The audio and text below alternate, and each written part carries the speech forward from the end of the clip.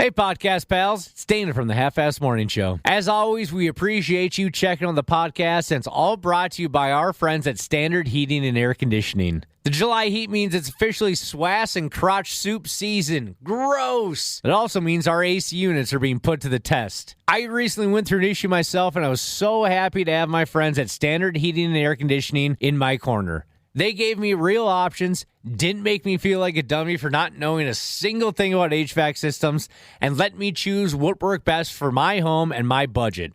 No pressure, just comfort my way. Enjoy the show, thanks for listening, and stay cool this summer with Standard. The 93X Half-Assed Morning Show.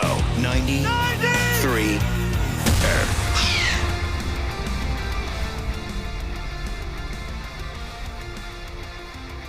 What a pain in the ass. Day one of the work week.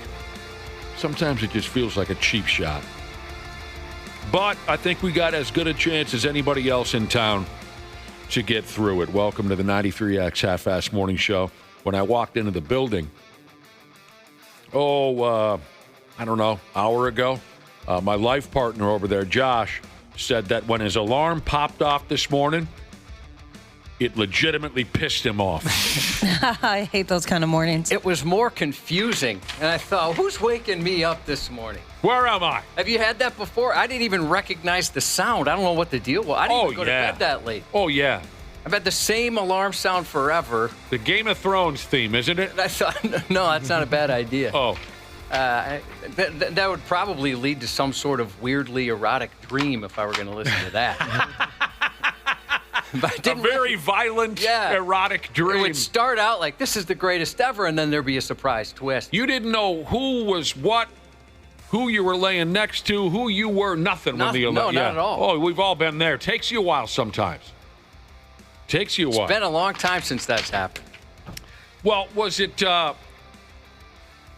because you had such a glorious weekend? Is that why the alarm sound this morning was so abrupt? Because you didn't want the weekend to end? It wasn't anything like that. It was pretty uneventful. I got together with a couple buddies. That was fun. Dana made me realize there's something missing in my life, something I've thought about for a long time, and that's edging. Dana was telling me he wants to get into edging. I haven't done it in a long time. Don't call me on the weekends, Dana. And I don't want to have that conversation with you. Well, he asked if I had an edger, which I do not. I have a trimmer, but no edger. And it reminded me of how much I do want to get an edger for those perfect crisp lines at the end of my property. And I called Josh a dick for not having an edger I could borrow. Yeah, he got pissed at me that I didn't have the tool he needed. Oh, this is a lawn care joke. I thought it was, all right, you guys, you got Did you me. buy one? Not yet, no. Probably going to do that this week. 'Cause I want to borrow that, man. No, you're not. You had your chance to let me borrow an edger. I'm not borrowing you mine. Nah, that's fine. I understand. But good luck on your edging. Thank you. I think it'll be a good bonding activity between me and the wife. I don't really get edging. You don't get edging? No, let's just get this over with. Yeah, I don't have many comments on this. I don't. Anyone ever tried? That's just like delaying the inevitable, right? Is that what edging is? Yeah, on purpose. Yeah, purposely delaying the inevitable. Yeah, plenty of times. I think that's like a regular occurrence. On purpose for you. Yeah. I mean, I'll wait for the other person to conclude. Outside of that, yeah, I mean, I understand it leads to a more powerful resolution, but let's just get this over with, man. We've got a TV series to watch at man. Oh, that's good advice from March Madness, Jesus. My new alarm should be the Team America World Police. Anything off that soundtrack, that'll get you going. Yeah, that will. That America F Yeah song. It's inspiring. It certainly is. To say the least. Yeah, over the weekend, this happened, that happened. I enjoyed myself, and hopefully a great majority of our listening audience had a good one. You were a great crowd. We hope nice things for you. We owe you at least that. We went to Sea Life yesterday at the Mall of America. It's been a long time since I've been there. What's the C stand for? Well, you know, that's you have to. I don't want to spoil it. I don't want to spoil it. What's the C stand for? You're going to make me try and guess? Yeah. Sea life. Yeah, spelled SEA. Oh. Yeah, that's what we're talking The whole family went to sea life. Yeah, it's been a while. Where the hell is this set up? Right there at the Mall of America. Oh. Basement there. It used to be called Underwater World. Oh, I didn't know they. So cool. I didn't know they still had an underwater setup. Yeah. And I Oh. saw the coolest stingray I've ever seen, which sounds stupid as it comes out of my mouth. But this little guy was cruising around he didn't care who was in his way. He's jumping other stingrays. He's like doing these spiral swims, and it was awesome. And, I mean, that part was free. We didn't even pay for the sea life part yet, just watching this little guy. You decided to wander around the basement of the Mall of America and watch all the aquatic creatures go by. I forgot how cool that place I'll was. be damned. I haven't done that in forever just because every time I see it, it looks so busy and I get very overwhelmed quickly. Oh, we were lucky. There was nobody there. Oh, nice. How much to get into the tank? Did you ask them how much they want in trade for you to get into the tank? They had a behind-the-scenes deal where maybe they'd throw you in some water, but we didn't pay for that. That's so cool. I didn't know that was an option. Well, that sounds like a nice operation there, Cubby, wandering around looking at the... Yeah, I think you guys would dig it, especially you, Ashley.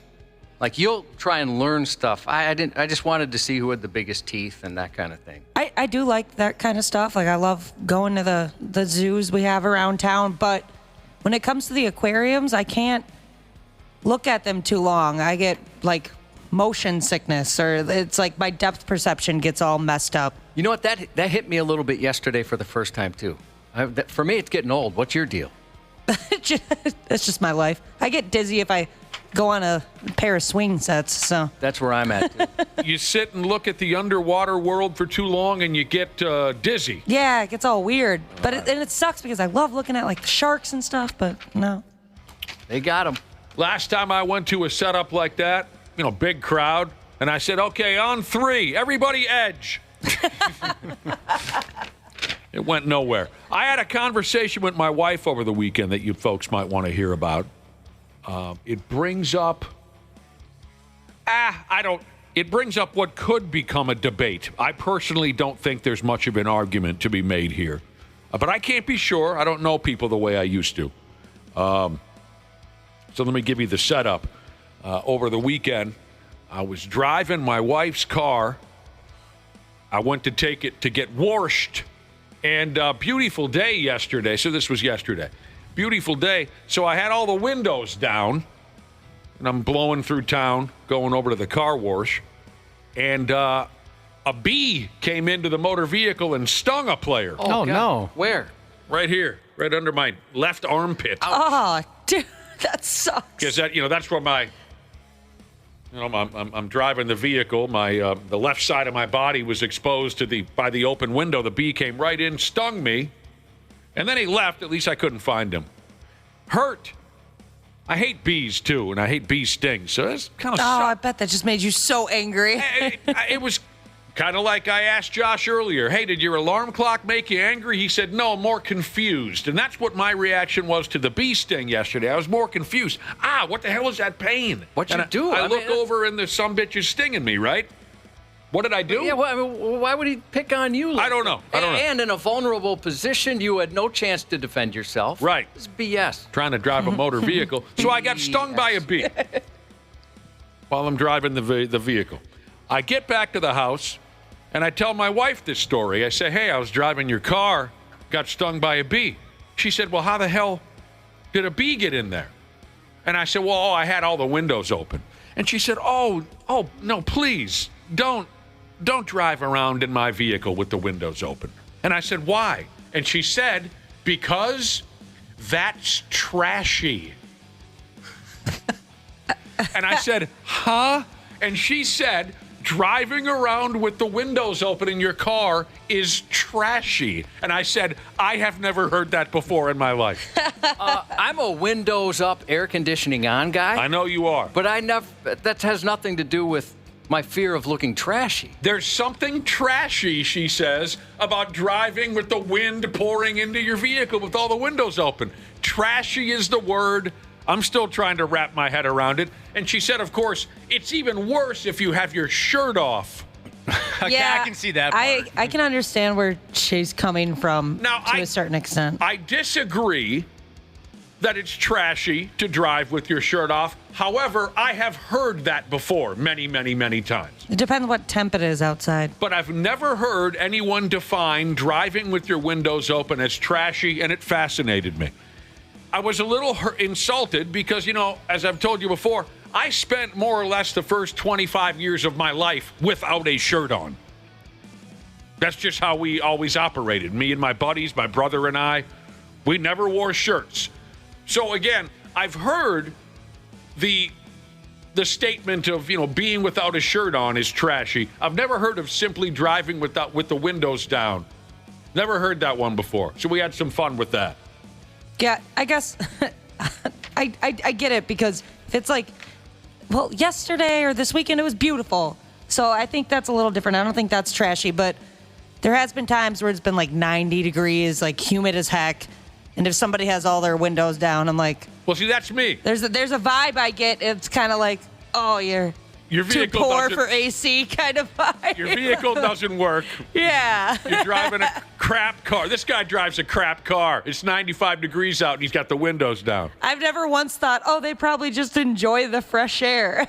So you get this. Yeah, I understand. It's just kind of a thought that pops in my head real quick and then goes away. Now, I don't understand it, but I'm blaming myself. Your wife is very smart. She's very attuned to what's going on, and she has some very good opinions. So I'm thinking this is on me. That I've never really thought that before. It was a first for me, too, especially if your shirt's off or if you're hanging your elbow out the window.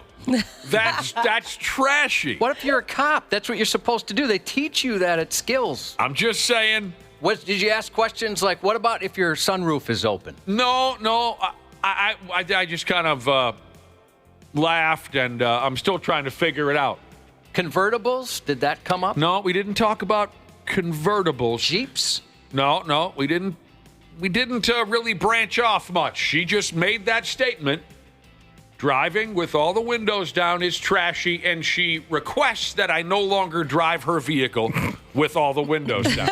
She's afraid, like, hey, somebody might recognize that vehicle, and they're going to think maybe that was me.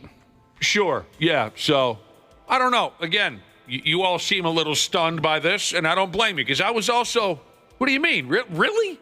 Trashy is the word? Just because the windows are down? I do find it crazy that you can do that everywhere, though. I hate that noise. I would go absolutely insane on the highway. As I've said before, I rarely use my air conditioning in my motor vehicle. I like the wind. I like the windows down. Even when it's hotter than hell, I prefer just windows down. So it all depends on who you are and how you operate. Yeah, I'm going to start counting the total trash piles on my way home today. Yeah. Let's see what kind of trashy people are out on the roadway today. Oh, there's one. Got his windows down. Oh, there's another. She's got her windows down. Look at all these trashy people. Yeah, that's good. I've never heard that before. No, me neither. I'm always doing something wrong. Oh, yeah.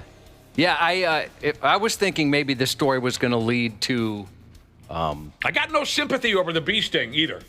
Oh, nothing? No sympathy. Well, she was distracted. Well, if the windows would have been up, I would not have been stung by that bee. So I got no sympathy over the... What were you saying? Yeah, I usually get blamed for whatever. Let's say my wife got stung. My wife is a windows-down, trashy gal. Oh, yeah? Oh, big time. Is she really? Yeah. I like that. Always outdoors, all that kind of stuff. Everything she wants, everything. She's got a vehicle where she's got a Jeep. She takes all that stuff off.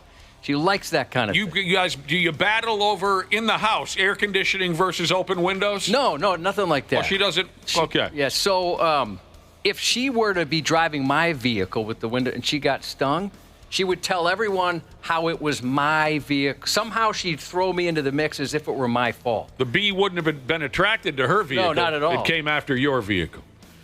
Oh, man. What if all your windows are up, but your shirt is still off, says HVAC/R and stuff. Trashy. shirt off always means trashy. Yeah. What about this one? Convertible windows up equals douchebag. Convertible windows So you got up. the top down, but the windows up. Oh, okay. Boy, I don't know. I don't know that I've ever seen that.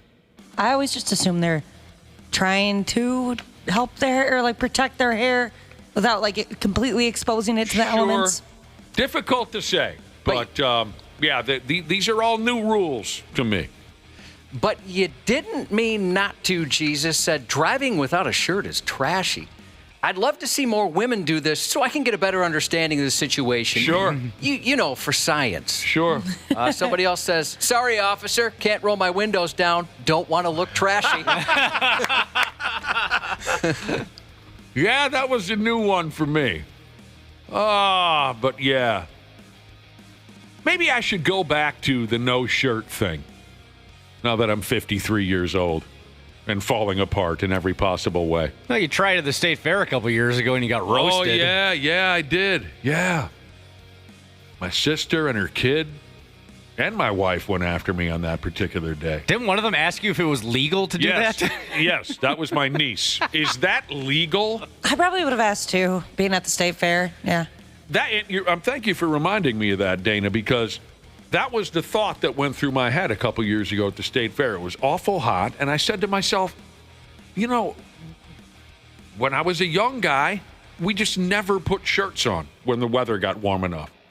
If you saw me and my bros out and about in Wayzata in 1990, not a one of us would be wearing a shirt in the summer, and I thought, what's wrong with that? Why? I look, and of course, when we were younger, when it was hot at the state fair, almost no men wore a shirt. So I said to myself, what happened to that? Why is that no longer acceptable? Well, God, I found out. I had my shirt off for 30 seconds before the three people I were with lit me up. They just thought it was the grossest thing in the world. Bad timing Jesus has another question. What if your windows are up, but your pants are down? Trashy? Yeah, criminal even. Yeah. Sometimes you got to air the hog out. Air the hog out. I don't know about that. All right. I got to sell out one of my pals, too, from over the weekend. Saturday night, a few dudes came over to my place just to shoot some pocket billiards. Jimmy Abs showed up. Ashley, you met Jimmy Abs before.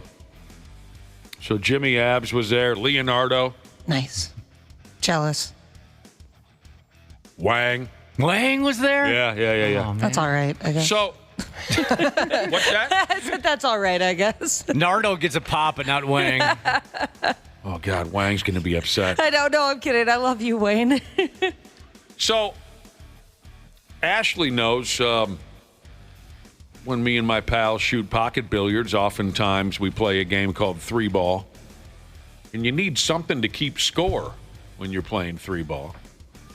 So I put a little chalkboard on the wall of my basement by the billiard table. But no one's been playing lately. I mean, I haven't had company in quite a while. So chalkboard is blank. There's no like old scores up there or anything. We played pocket billiards for an hour and a half. And Jimmy Abs says this to me. All right, I got to ask, he says.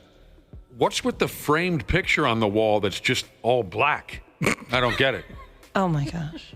And I said, Jimmy, it's a friggin' chalkboard. Oh, my gosh. That's embarrassing. Sounds like my mom.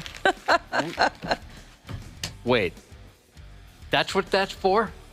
We had one of those in every classroom growing up. I thought it was just like a famous local painter. You thought it was like a passageway to hell or something? just a massive framed picture of just blackness? That's how they keep you in line. How disrespectful. People are writing on that painting constantly. I couldn't friggin' believe it. You got to tell me, what's with this framed picture that's just all black?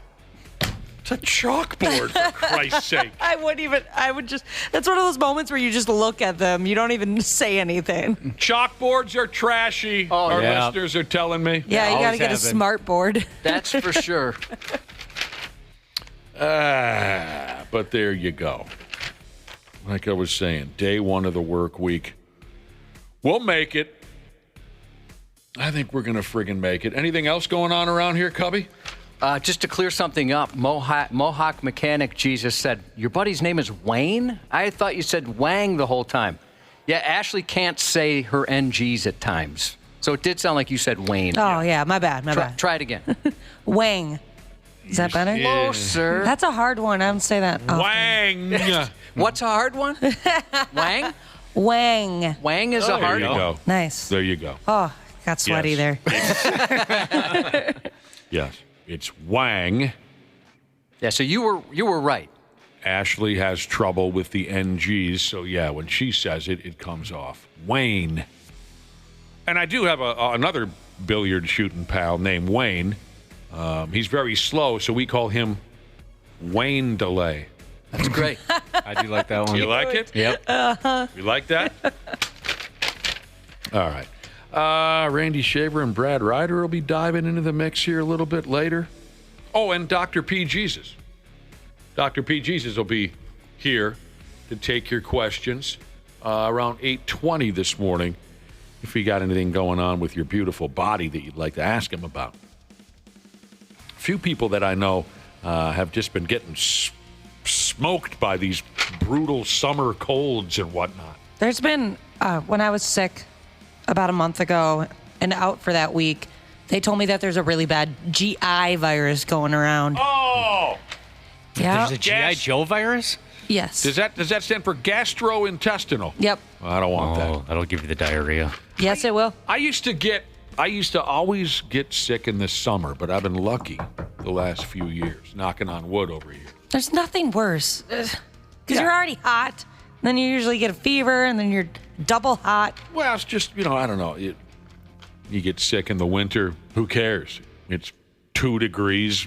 Why am I going anywhere in the first place, Summertime, you want to get the shirt off, roll down all the windows, and go for a drive. And If you're trashy. Sick, yeah. That's trashy, she told me. Anyone else have any wonderful times this past weekend? I dodged a big bullet yesterday. Meaning winning what now? You do live in Minneapolis. So Duh. be more specific. Not an actual bullet, but I've been promising my wife I'd go paddleboarding with her. Oh, God. She loves paddleboarding. She doesn't. I've been successfully able to kind of kick this can down the road a few summers in a row, but finally I got called upon to do it. We go down there. I go to rent my paddleboard. She has her own. She just has to inflate it. The thing that inflates the paddleboard wasn't working. She got frustrated and said, screw it, we're not going paddleboard. And I was just like, thank God. I didn't know they had inflatable paddle. No. I thought they were made out of, wood. Yeah, I thought it was styrofoam, just like... Yeah. Yeah, a lot of them Plastic. are. Most of them are, but this inflatable one, it hooks into the car, Sure. and inflated that way, but it wasn't Those working. never work. It wasn't taking air. It wasn't holding it, and I got lucky. When you said she loves it, how often does she actually do it? Well, she's a teacher, so she's got summers off, so she gets out there 5, 6, 7, 8 times a summer usually. Well, that's better doing than too much. Most people I know who have owned a paddleboard. That's much better than Just how sits in the often they garage, go. doesn't it? Yeah. Mm-hmm. But I've never heard of an inflatable one. I'm not a good enough swimmer to go out there on an inflatable paddleboard. I want that sumbitch made of wood or whatever the hell Josh was saying. Yeah, I don't know what- That would make me nervous. Me too. The PSI, it's dense. By All the right. time when it really fills up, you can't really tell the difference. So you were heartbroken. I was devastated, and I said, well, hey, our friends are swimming at their pool. What if we just go to their backyard and have a beer? And that was such a better option Yeah, that's than going paddleboarding. So, does she get into the paddleboard yoga and stuff like that? No, she doesn't get into that. She's brought the dog out on it a few times. She usually brings a book and some beverages, and she'll just chill out there for a couple hours. So, meaning so instead of actually paddling, she'll paddle into the middle of something and just sit on it? Yeah.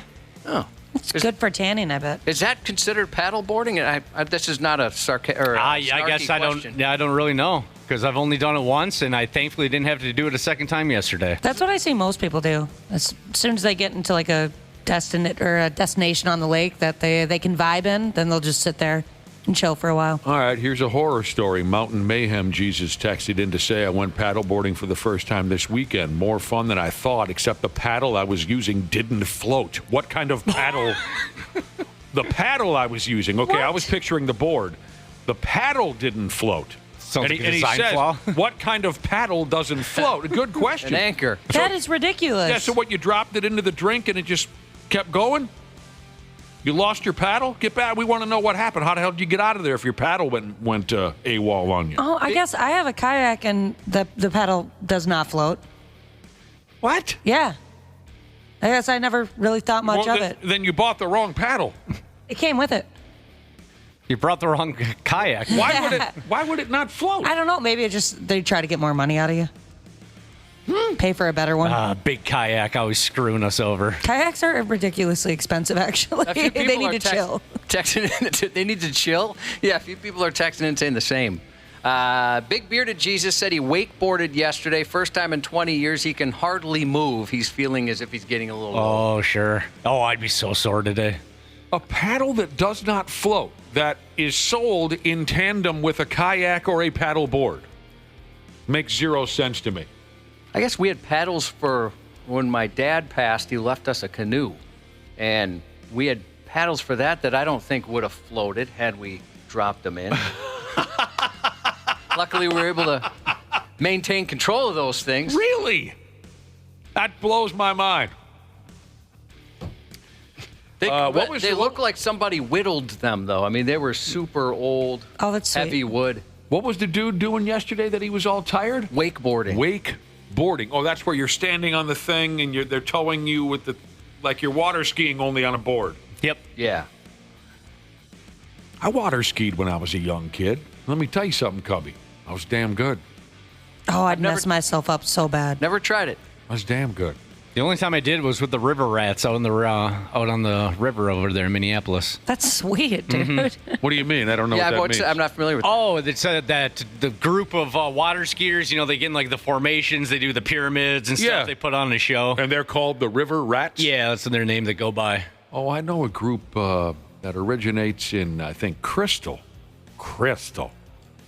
That I know a couple members of the group. I was pretty good at it as a young kid. But it did hurt like hell when it was over. Because you're just constantly flexing your upper body. That kind I of bet. Using muscles you don't normally use. No thanks. Sinking paddles, here you go. Ashley just made this statement. Sinking paddles sell more replacement paddles. That troubles me. And I don't know why I'm so overwhelmed by this. Trash Daddy Jesus rode a mechanical bull Saturday night, and his thighs are on fire.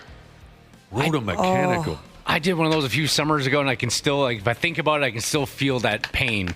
Because, again, muscles you don't normally use, that inner thigh. Oh, and your get ya. groin there? Yes. Ouch, I hate that pain. There are a lot of activities that'll straight up kill you. I'm just impressed that any man is able to...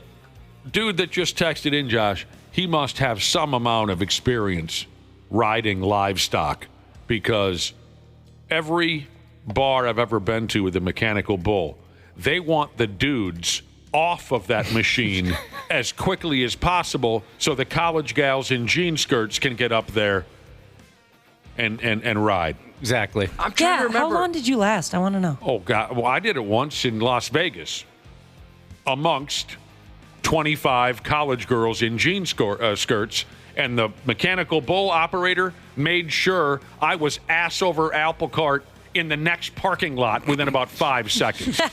That's what I've noticed too.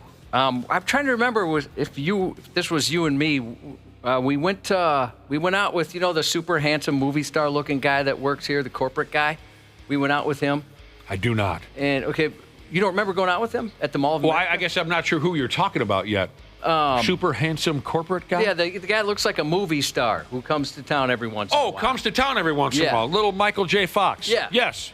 So I'm trying to remember if this was the time we were there where they had the mechanical bull going, and there was just dudes. There was no girls with them. There was just dudes, and I think the person operating it was pissed off at these guys. They were a little rowdy, and I mean, they were flying through the ceiling. He had that thing going so fast. Get him out of there. Yeah. Get him out of there. That was, so any man that can hang on for longer than a few seconds, wow, you must be tough. Yeah, I only ever did it once, and as soon as it started, I was like, nah, something's going to pop out. I'm done here. I can't do it. You mean like a wardrobe malfunction? Or, Oh, yeah. That's what they do. Haven't you seen the videos, Josh? No. Where the mechanical bull operator guy, he's got a skill set. Absolutely. And he can kind of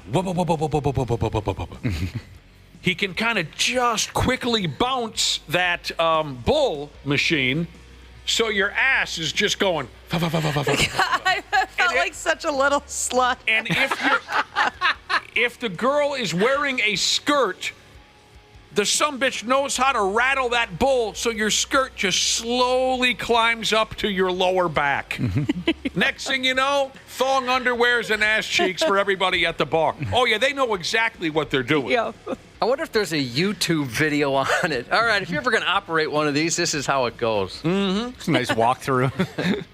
All right, we ought to get going again. Hope everyone's doing all right. Monday morning. Yeah, it sucks.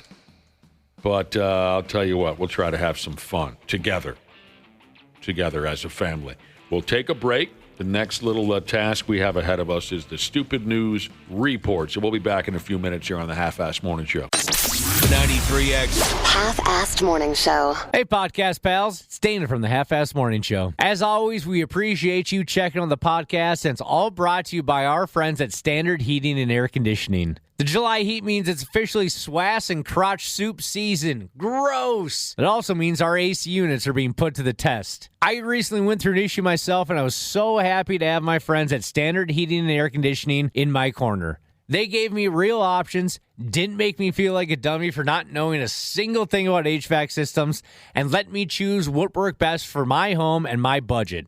No pressure, just comfort my way. Enjoy the show, thanks for listening, and stay cool this summer with Standard. Nightly Scroll with Haley Carania. Hello to all my homies in the chat. I'm Haley Carania with some very inconvenient truths. Your go-to place for the hottest button issues. Don't you hate when facts get in the way of a good news story? Cut through the noise and get ready to scroll through the chaos of the modern world, one hot take at a time. Hear me out. We might need to spread this information 24/7. Let's get into some scrolling time. Nightly Scroll with Haley Carania. I love this place. Follow and listen on your favorite platform.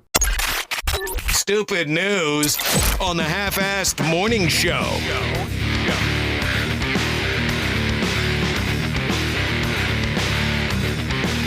Well, you can't leave us hanging, Josh. Off air, right before we went live, Josh said there's someone in the building that he really doesn't like. Oh, wow. And then we went live. I'll write you a note, but I don't want you to read it. I won't read it. All right. We were talking about people that we like. And then Josh said, you know what? There's someone that I don't like. And I said, who? And then we went live. I wrote you a note. Let me tell you something. Nobody likes this guy. Oh, it's me, isn't it? No, it's not you. I'm going to read it. I asked you not to read it. I know what you asked me, but I think people want to. They want to. Nobody wants to know. Ashley, tell them not to read it. I want to know, though. Yeah, I'm kind of curious now, too. I say go ahead and read Our it, Nick. listeners need to be let in on this. They're like family to us, our listeners. Okay. Josh said, there's someone in the building that I really don't like. I said, who? And then the mics went on. And I thought, well, you can't leave me hanging all day. I got to know who this person is that you don't like. Don't read it, man. And he wrote, Have Ashley read it. you want to read it, Ashley? Yeah, I'll read it. This is going to shock people. It's going to start a thing.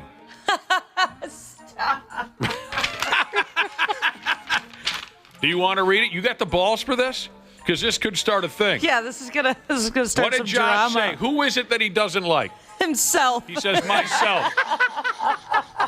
It's a hatred. How did I not see that coming? All right.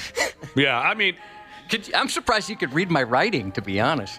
How bad is that? Oh, no, my husband writes like a handwriting? 3-year-old, Yeah. so you're good. your handwriting is really nice compared to my own and others that I see on a semi-frequent basis. Yours is just tiny. Very tiny. Yeah. Last Your week, handwriting. my handwriting and other things Yeah, I was saving a text. are undersized. Last week, Josh said this. I know nobody likes me as much as they used to. Most self-defeating thing ever. I wasn't looking for a woe is me. I know you weren't.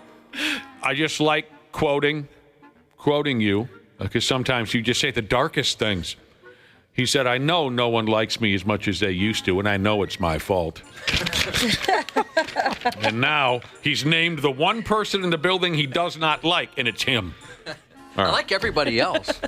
You seem to be okay with everybody else. Yeah, I'm fine with them. We're always learning around here. We learned some things during our opening conversation of today's show. I never knew that when you go out on a kayak or on a paddleboard, you might be using a paddle that doesn't float. What kind of friggin' scam is that?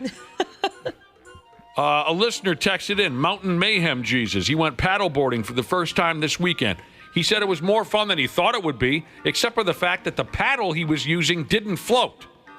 And it sunk down to the bottom of the friggin' lake. I don't get that. I never would imagine that was a thing. So I asked him, I said, get back to us. How the hell did you get out of there? And he said, luckily, I was close enough to shore to swim back. He had to turtle it. Paddles that don't float. What a scam. Totally unaware. All right. Also, I learned over the weekend from my wife.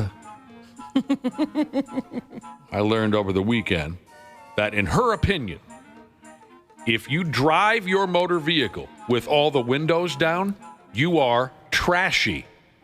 I drove her motor vehicle this weekend with all the windows down, got stung by a bee in the process. So I came back to the house and I said, you're not going to believe what happened to me when I was driving your vehicle. She said, what? I said, I got stung by a bee. She said, well, how the hell did a bee get into the... And I said, well, I had all your windows down. And she said, oh, no, please don't do that on my vehicle. That's trashy. I absolutely love that she was concerned people would associate her vehicle with being trashy. Just based on that. I don't agree with it. I don't. Love driving with the windows down. So a text on that. One of our listeners texted in to say he always drives, when the weather's nice enough, of course, he always drives with all the windows down. How else can I share my love of Billy Squire and Eddie Money with the rest of the neighborhood? Good question, Financial Jesus.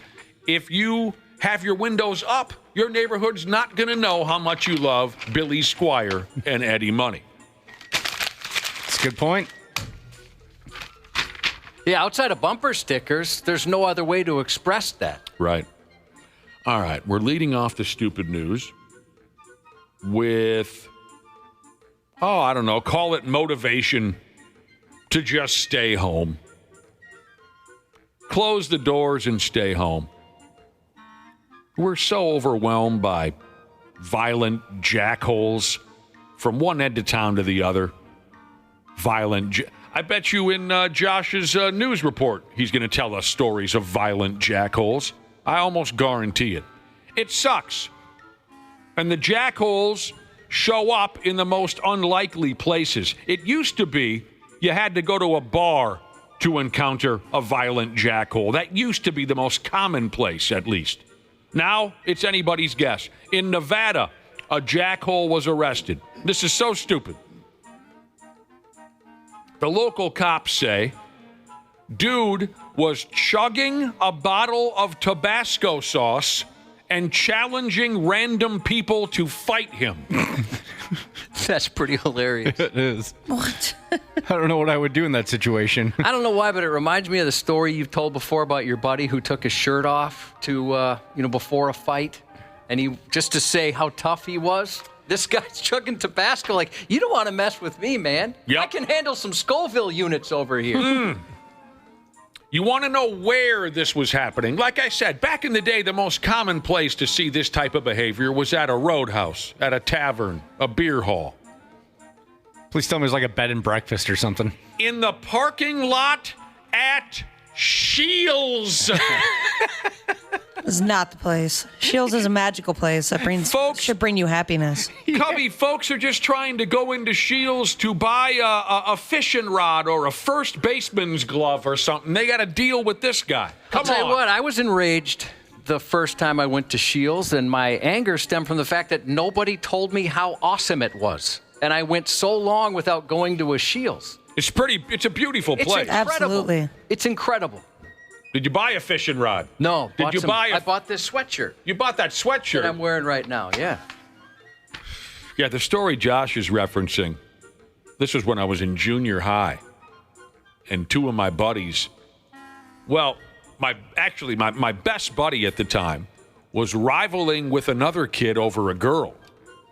My buddy, Donnie had dated this girl for a few months.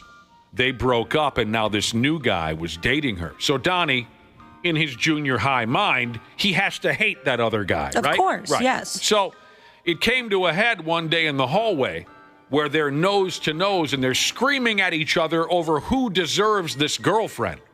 She can't really like you. Look at you. Oh, well, she broke up with you because you're a loser. They're doing this junior high nose-to-nose thing.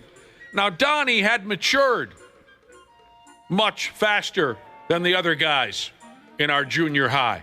And to prove that he was more manly, to prove that he rightfully should claim this girl, he busted open his t-shirt, or not his t-shirt, a dress shirt. He busted open his dress shirt to show that he's got chest hair.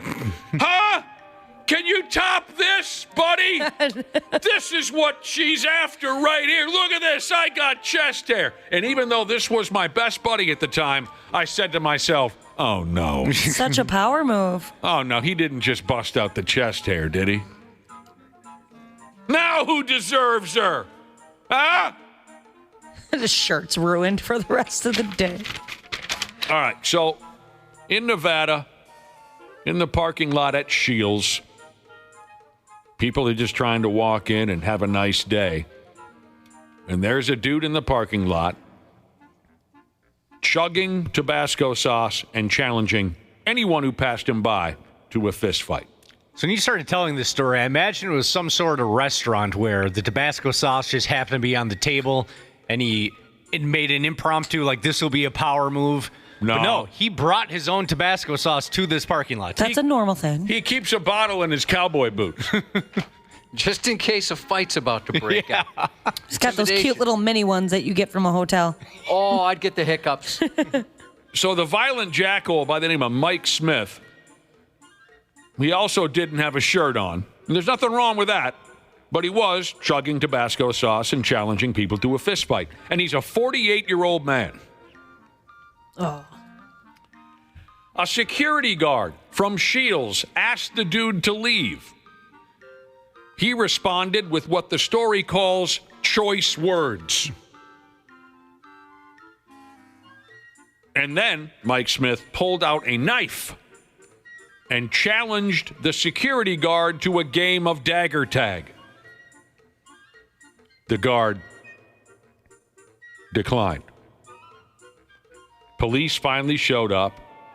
They beat this dude's ass and then placed him under arrest on charges of assault with a deadly weapon. Oh, he also had some street drugs on him. No Tabasco sauce in jail, I bet. Yeah. You will have bland foods. You're lucky to get salt and pepper in the slammer, Ashley. I'll tell you what, I would be very embarrassed. It would backfire on me big time. Not only do you look like a dork, doing something like that, but if I thought this is really going to make me tough chugging this Tabasco, I get the hiccups from stuff that's too spicy.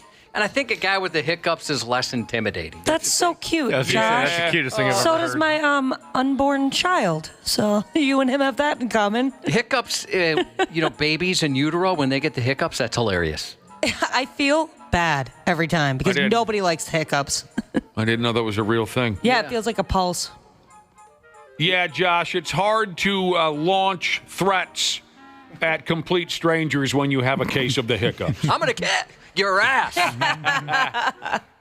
Oh, the hiccups suck. They do So suck. thanks, violent jackholes. Thanks very much for making everything so difficult these days. We all really appreciate it.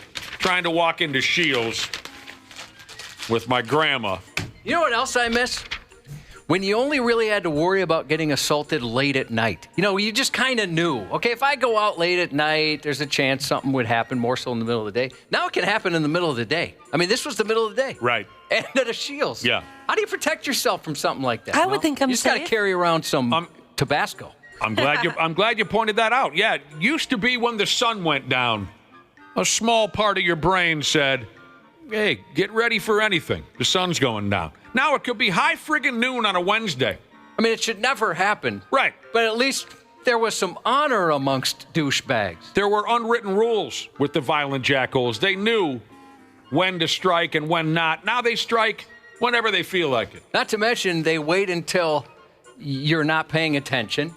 And then also, once you're on the ground, that's when the courage of the group kicks in and they all start kicking you in the face. I've never enjoyed being kicked in the face.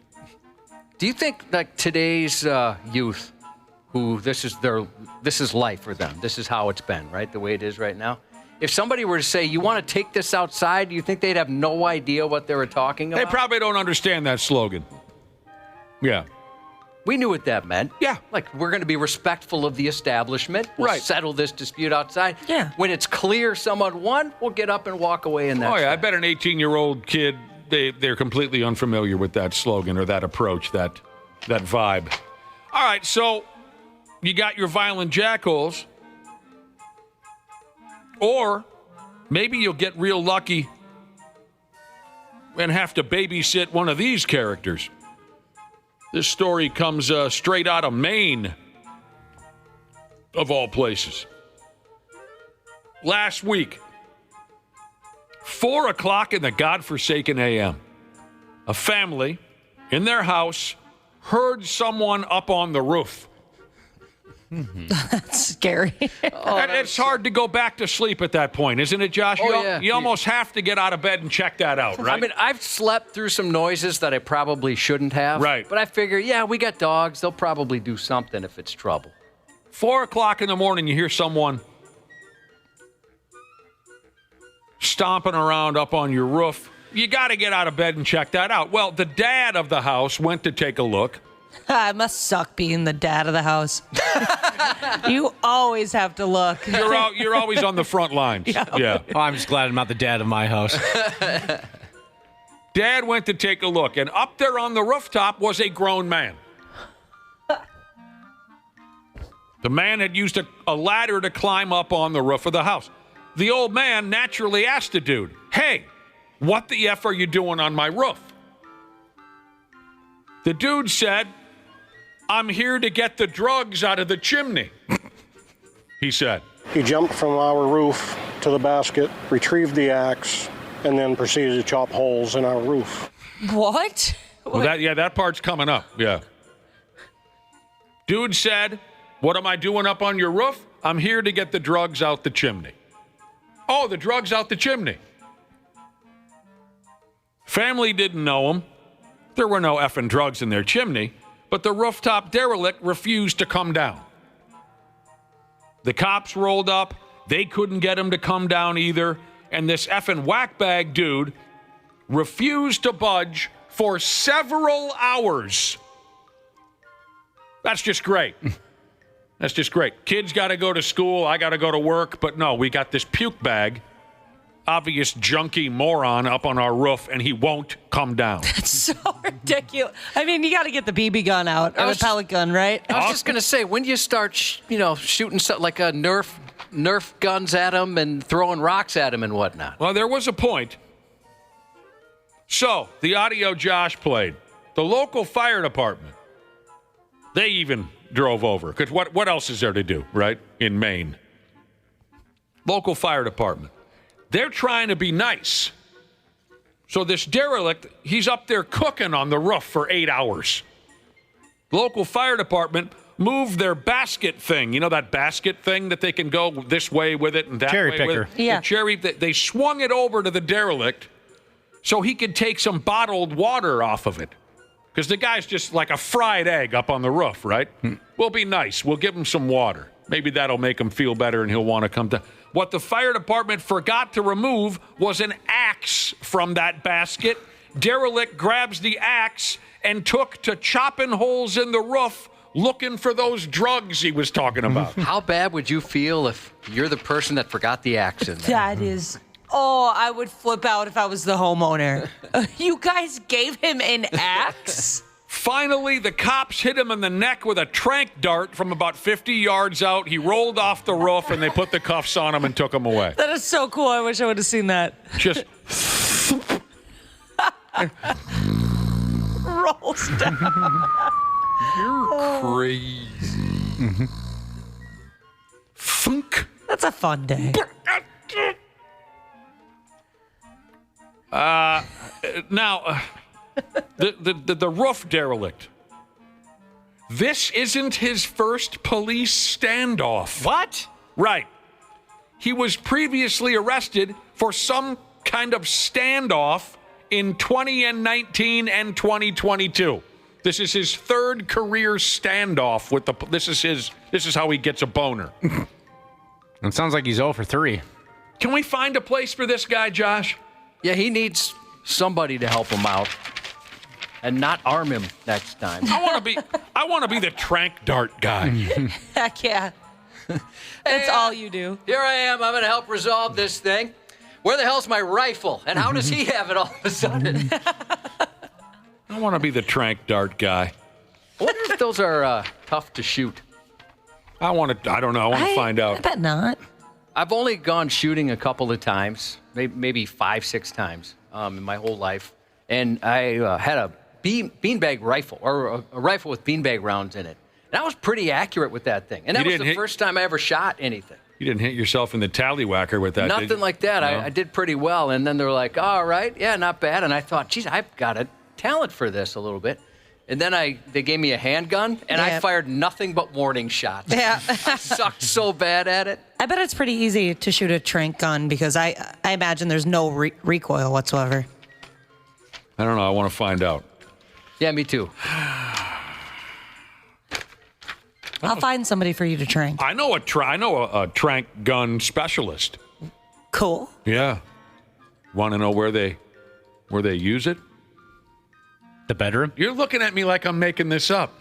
This is true. This is true. The bedroom. I thought I was going to go that route too. I was like, all right, what? You're Now, if I could just interject, that may be a crime.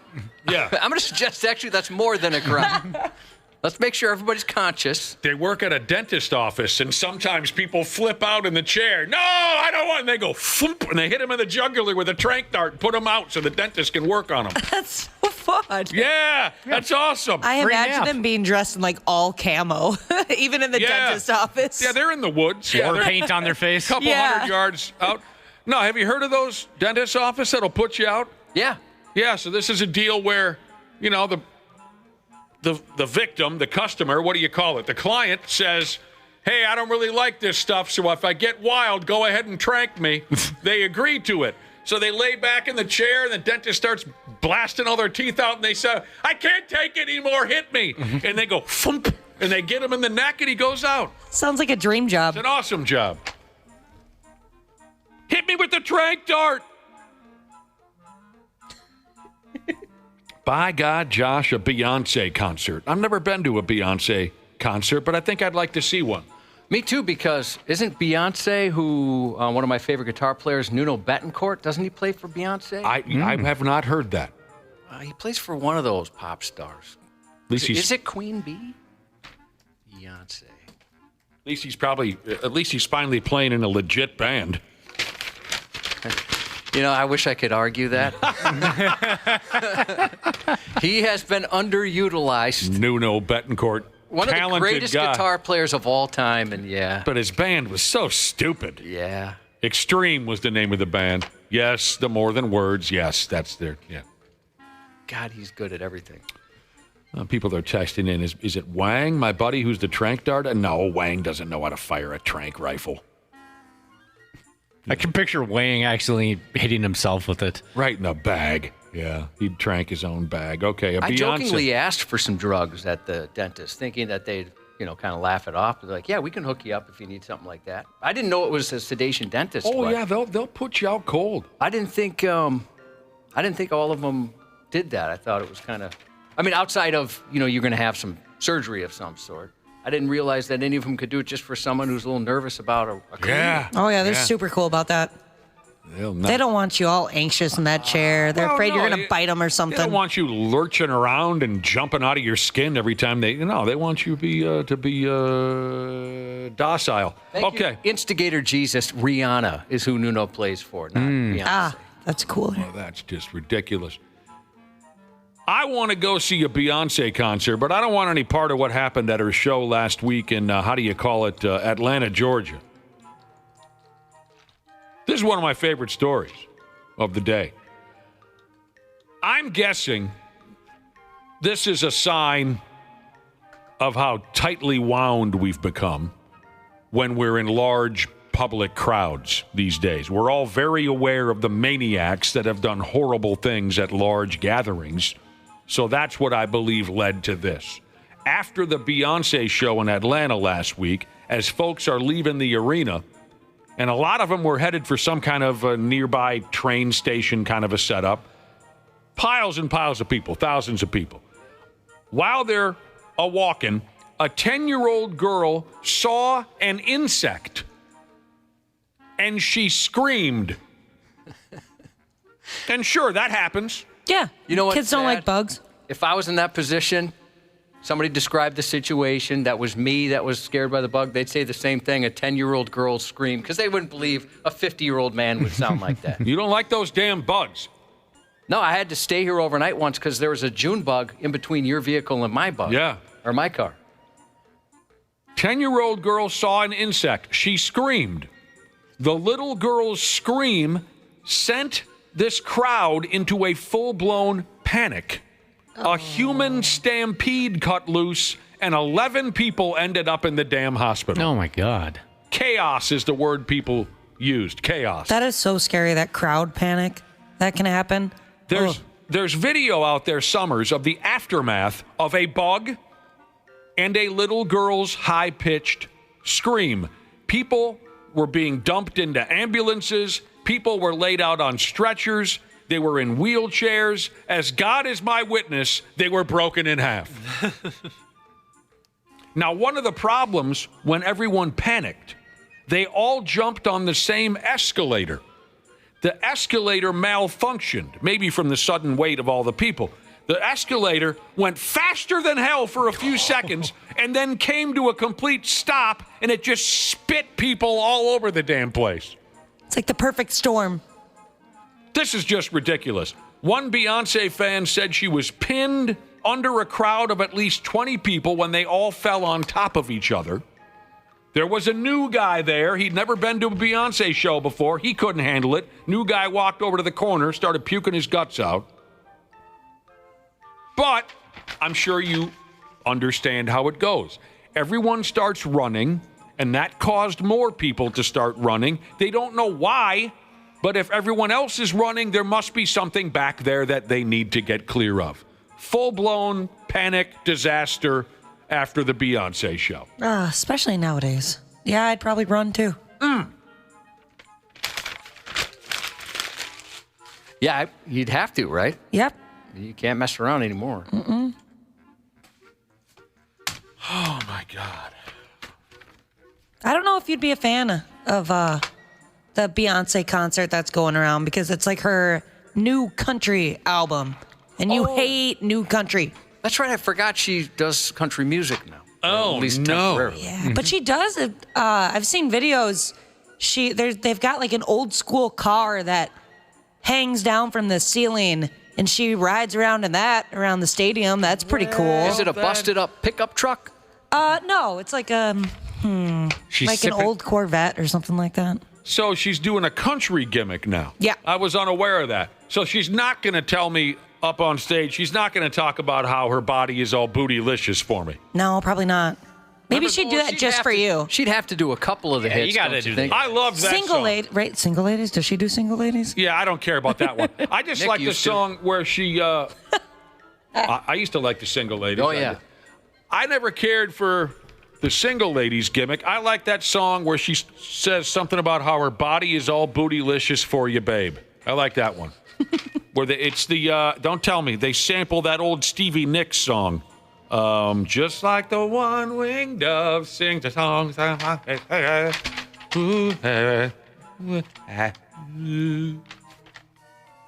You guys know what I'm talking about. Yep. David Lee Roth once went around the entire arena up above the crowd on a surfboard. That's so dangerous. Was he like strapped in? No, he's David Lee Roth. He was doing bicycle kicks and karate moves up on the surfboard. Dude. Josh, that was the 1988 Skyscraper tour. Such a good album. Dude. Ask Me About CrossFit Jesus has a question. Beyonce's car, Ashley. Were the windows down? Oh, yeah, baby. Call back to our first break. When Roth played California Girls at the 88 Skyscraper tour, he was just on a surfboard and he was kicking, karate kicking. Yeah. Remember the song? Can we play just the Skyscraper song up until the part when he says Skyscraper? Sure. I told you I heard that at a Holiday Station store. Dude, I never would have left the joint. That was one of those where I'm looking around going, who's playing Skyscraper? But it was over the loudspeakers. I wouldn't have left the gas station until the song was over. Just saw a video the other day. This is news that only Nick would appreciate. Kiko Laredo, formerly of Megadeth. Sure. Steve Vai, formerly of David Lee Roth and Whitesnake, and Right. the guy Right. with the name, and he names his kid weird. Frank Zappa. Frank Zappa, yeah. He played Jack Butler in Crossroads with Oh, Ralph he was Macchio. awesome at that. Yes, right? Yeah, and Joe Satriani. Right. Talk about three legends on guitar there performing together. They're performing together. Yeah, they were I should say hanging out after a performance. All right, real quick, before we go, we're running late. Before we go, a guessing game, real quick for Dana and Ashley. It's nothing you haven't heard a million times before, but still, I like guessing games. In California, someone called up 911 and said that a body was floating dead in the canal, but the body turned out to be what? Go. A baby doll. I don't know why that came to my head right away. You guys, come on. A recliner. Think about where you are. Where are you right now? Dana, you're never going to be a doctor. A recliner. Think about where you are right now. What are we doing? We're doing the stupid news. I'll give you one more chance. In California, someone called 911, said that a body was floating dead in the canal, but the body turned out to be what? Go. It's got to be a sex doll. It's a sex doll. Of course it's a sex doll. It's always a sex doll. Again, I don't know why doll effers. Whoever you are, I know you're listening. Doll effers. And I got nothing against you. You want to F a doll, F a doll. Why don't you have the balls to throw the damn thing in the regular garbage once you've bored it out to the point where it's no longer useful? Stop throwing it in rivers. If you're man enough, if you are man enough to wheelbarrow a doll around your bedroom, pinballing the damn thing off the walls like it's prom night, be man enough to throw your rubber F doll into the trash. Think the garbage man can handle it. Sports on the 93X Half-Assed Morning Show. Amari is a crafty player. Wait, what'd you say? That's Martez Brown walking into a triple, too, to back it up. Oh, yeah. Defense and offense. That's the hardest thing when you first get in here is that when a producer's talking in your ear, you got to listen, but you can't react to it because no one else can hear it but us. Just so you know. I swear on my screen, I saw Amari. I didn't see Martez yet. All right, I'm learning. Nah, this is dope for sure. This is super cool. Dope, he says. Young Timberwolves guard Jalen Clark was sitting courtside for an NBA Summer League game the other day, sitting between the two announcers. And he doesn't know how the game is played, you know. What I mean is he doesn't know anything about broadcasting a basketball game. So they got the earpiece in his ear. They got the microphone in his face. They got a monitor in front of him. What he didn't know is that the producer will often talk into your ear. You following what I'm saying here? And then he didn't know who was talking to him, and then he didn't know what the... That would throw me off so much. That's got to be so difficult. I've always wondered that, too. Because, you know, like, though, when an announcer spits out a fact or something, it's usually a producer, right, messaging them or talking to their ear. I always thought that's got to be distracting, trying to figure out who's saying what and pay attention to what you're doing. Well, when you do your news report, Can I kind of just pipe in now and again right into your headphones and see how you handle it? I think it'd be difficult, but go ahead. Whisper sweet nothings in his ear. I love you too. Oh, that was not supposed to be on. Thankfully, the Twins won yesterday in Denver, or else that would have been really embarrassing. They were able to avoid being swept by the worst club in professional baseball yesterday. They won 7-1. Kind of an ugly weekend, though. Specifically, Saturday night was really ugly. Now they start a series in Los Angeles. They get to play the Dodgers. Game 1 is tonight, and that Shohei character is going to pitch. Sweet. What a jerk. He is kind of a prick. The problem is, he's a cone. The problem is, I don't have a paper in front of me, but I imagine the game doesn't start till like 9:30. Right. I don't have it in front of me. 9:10. 9:10. Well, we'll see a few innings.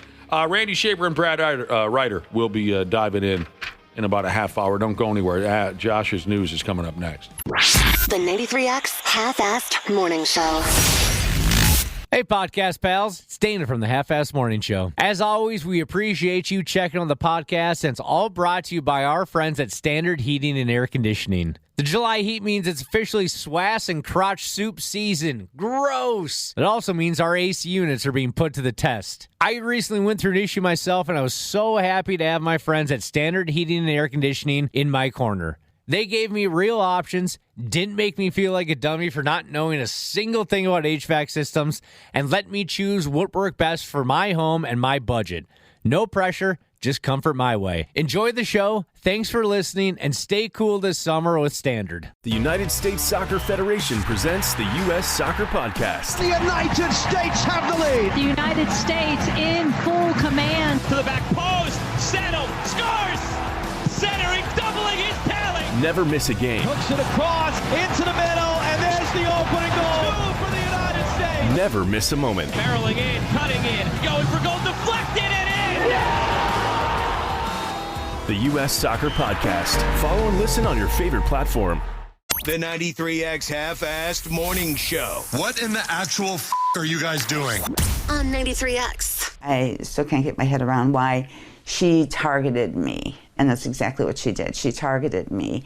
It was one of the most cruel, heinous things. A 57-year-old Ohio police dispatcher is facing charges after dialing up some drama while on duty, making a spiteful phone call to a woman she thought called 911 way too much.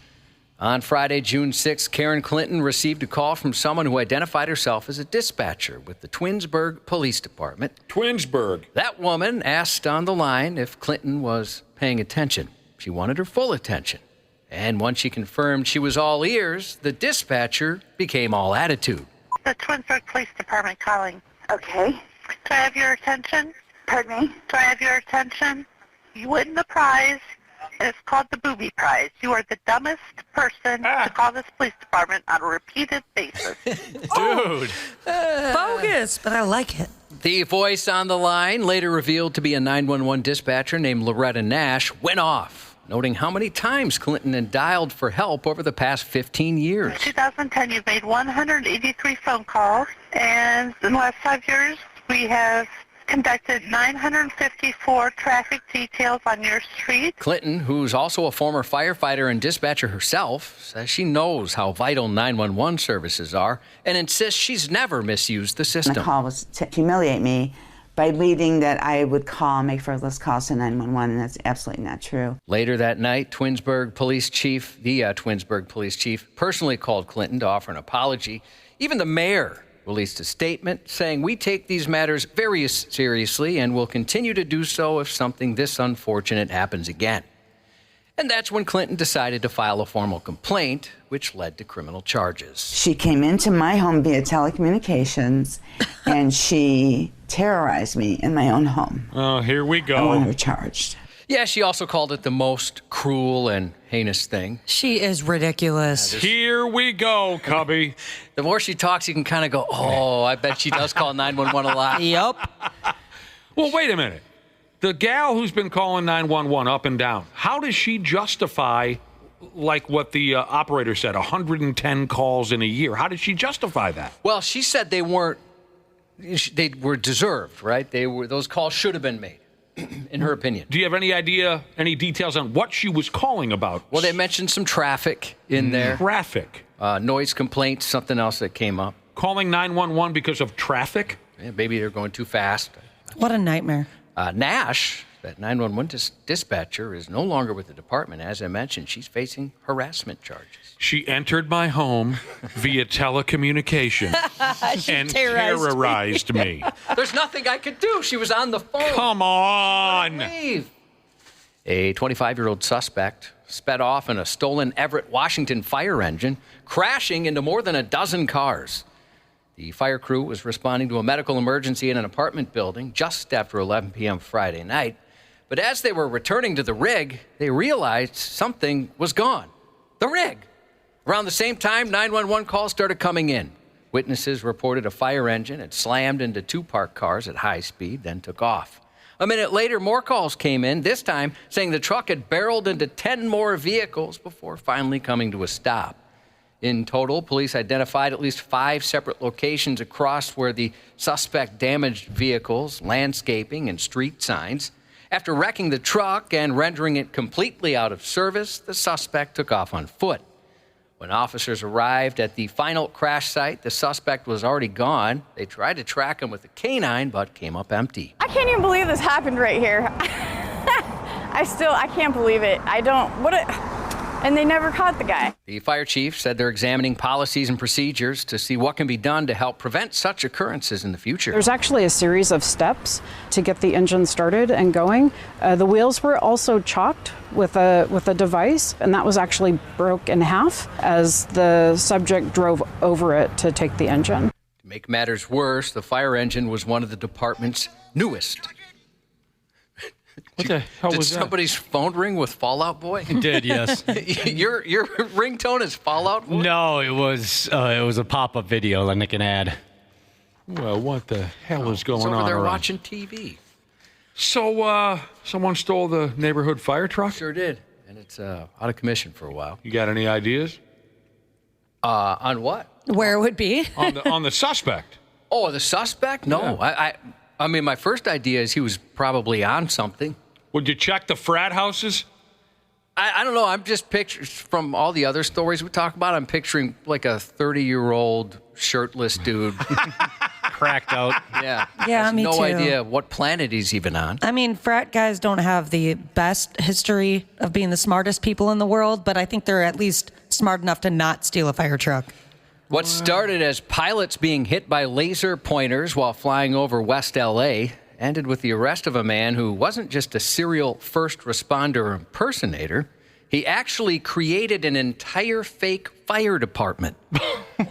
Authorities in California raided a home last week and seized a fire truck linked to the so-called Santa Muerte Fire Department, a department that doesn't exist. In this particular case, he's the subject of a multi-agency investigation that includes him creating a fake fire department. Again, the investigation began after pilots reported being targeted by laser strikes near West Los Angeles. It was a really frightening night because that light was so powerful and so bright. It really could have gotten us hurt. 46-year-old Steve Farzam had been impersonating first responders since as far back as 1999. Holy cow. He used his made-up title with the fake fire department, which even had a website, to get tax-exempt government license plates and law enforcement-only firearms. During last Wednesday's raid, investigators found radios, ID badges, uniforms, and all kinds of first responder gear, even fake documents tied to the non-existent Santa Muerte Fire Department, meaning Saint Death in Spanish, adding a creepy twist to a case already full of deception. In a troubling development, the case may be linked to a 2023 investigation out of San Bernardino County, where a man was arrested for false imprisonment after impersonating a law enforcement officer. Surveillance footage captured him wearing a fake uniform, conducting a bogus traffic stop in a vehicle equipped with flashing emergency lights and a Santa Muerte badge. Authorities later discovered additional fake uniforms and patches from the same fictitious fire department in his home. It's unclear if there's a direct link between the two cases, but neighbors are concerned about the idea of a serial impersonator. It's pretty scary, and I think that in this world where everything is so technically advanced, like how is this still happening? Oh, stop What? that. What is happening there? Stop vocal frying. She's faking that, right? Oh, yeah. A 35-year-old delivery man in New Jersey had a heart-pounding brush with danger last week, nearly getting struck by lightning during a powerful thunderstorm while out on the job. Oh, no. This video's on 93x.com, and the audio's hilarious. Oh, no. The close call was caught on a home security camera just as he approached the front door. A bolt of lightning slammed into the yard nearby. He jumped, shouted, and ducked toward the door. I thought that was going to hit me. You want to come check your drawers? Oh, good. At the end of the clip, the homeowner asked the driver if he wanted to take a moment to check his drawers. I thought that was going to hit me, he said, as he handed over the hot food with fresh hot poop in his pants. Oh. Once the door closed, he didn't waste a second. He sprinted back to his car, thankfully unharmed. Can we hear that again? Because that's awesome. It's so good. Dude. A pizza delivery driver in Michigan had a feeling something wasn't right when a customer didn't come to their door. Turns out an elderly woman inside had fallen unconscious. So I looked a little harder, and the mom was on the floor. I'm just glad to be in the right place at the right time. If it wasn't for him, we don't know what could have happened. He saved her, honestly. Thank you for being such a kind and wonderful person. He ended up saving her life. She needs that life alert button. Yeah. Falling, they can't get up. Yeah, Grandma fell down. Yeah, I guess so. And her lights went out? Sure did. I'll be. That's too bad. Poor Grandma. A crazed American Airlines passenger launched an epic meltdown. He bizarrely blamed on a flight attendant with, quote, beautiful eyes.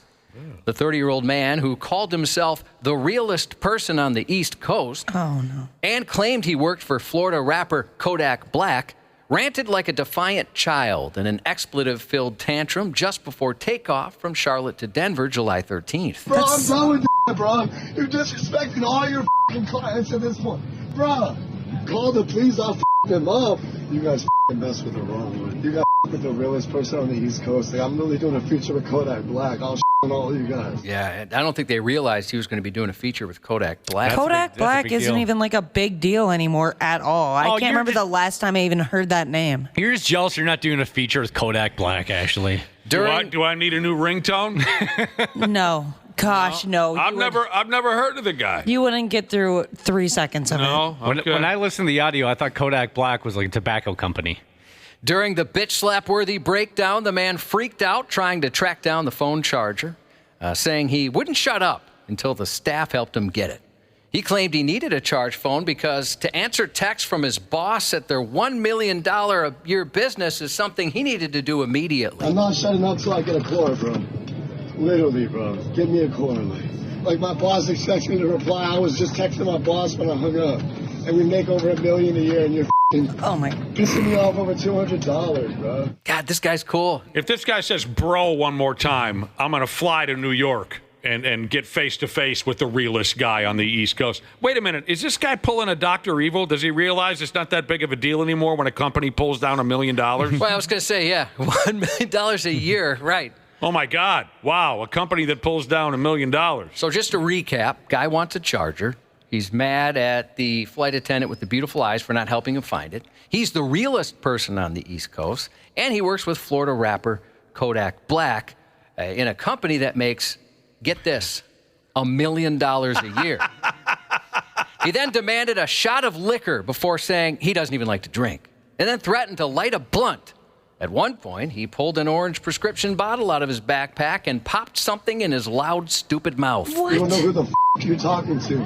I'll talk to the police. I'll talk to whoever the you want me to talk to. I'll talk to your supervisor, and we'll make a deal. Because at this point, I'm just trying to make a deal, and someone handed me a charger. That's right. He'll talk. What in the hell do we have to do to get this guy to shut up? Throughout his embarrassing public unraveling, he tried to haggle for a better seat or a refund. And then he offered $100 if they'd let him sit in a cockpit. He's got $100? Yeah. Oh, my God. To a pilot. I think they're compensated okay. Yeah. Then he also insisted that they should put him in first class because he is first class. Right, obviously. Soon he turned on other passengers, but at least one bit back. You had 3 seconds before I F you up, a man warned him. Eventually, the 30-year-old turned back to the flight attendant and said, I expected better from you. 3 seconds. I like that guy. I said you had beautiful eyes. I was trying to be nice, he told the flight attendant. This guy did so much friggin' cocaine before he got on the airplane. Oh, yeah. Oh, he did a lot of cocaine. Toward the end of his childish outburst, he declared he was ready to take his case to court. I'd like to be ringside for that, Josh. Yeah, that'd be fun. I want to hear this story all over again. Yeah, I want to see the judge's face as the judge hears all these details. Man. Josh Hartnett, 47 today. John Lovett, 68. We are very happy to welcome the newest member of the Brotherhood, Jonathan, into the 93X family. Northwest Hollywood Jesus texting a birthday shout-out for his smoking hot wife, sits on baby's Jesus. And happy birthday to Rolling Truck Jesus. That's 93X News. $1 million, he said. $1 million bucks. That's unbelievable. Randy Shaver He farted terribly. on the Half-Assed Morning Show. That is absolute insanity to me. Well, again, we hope it gets a little bit more competitive because, like a girls' trip to Cancun right now, there's no D. Al, you're in timeout. Okay. Yeah, that's bad. Welcome to the show, Randy Shaver and Brad Ryder. Bringing the Good morning. Good morning, everyone. It is an absolute pleasure to have you on. An ESPN analyst there by the name of, I'll get there, her name is Ellie Duncan. An ESPN analyst by the name of Ellie Duncan made a cute joke during the WNBA All-Star game, but not everybody liked it. Not everybody did. Duncan was anchoring the halftime show along with a couple of co-hosts. It was a high-scoring game, the WNBA All-Star game.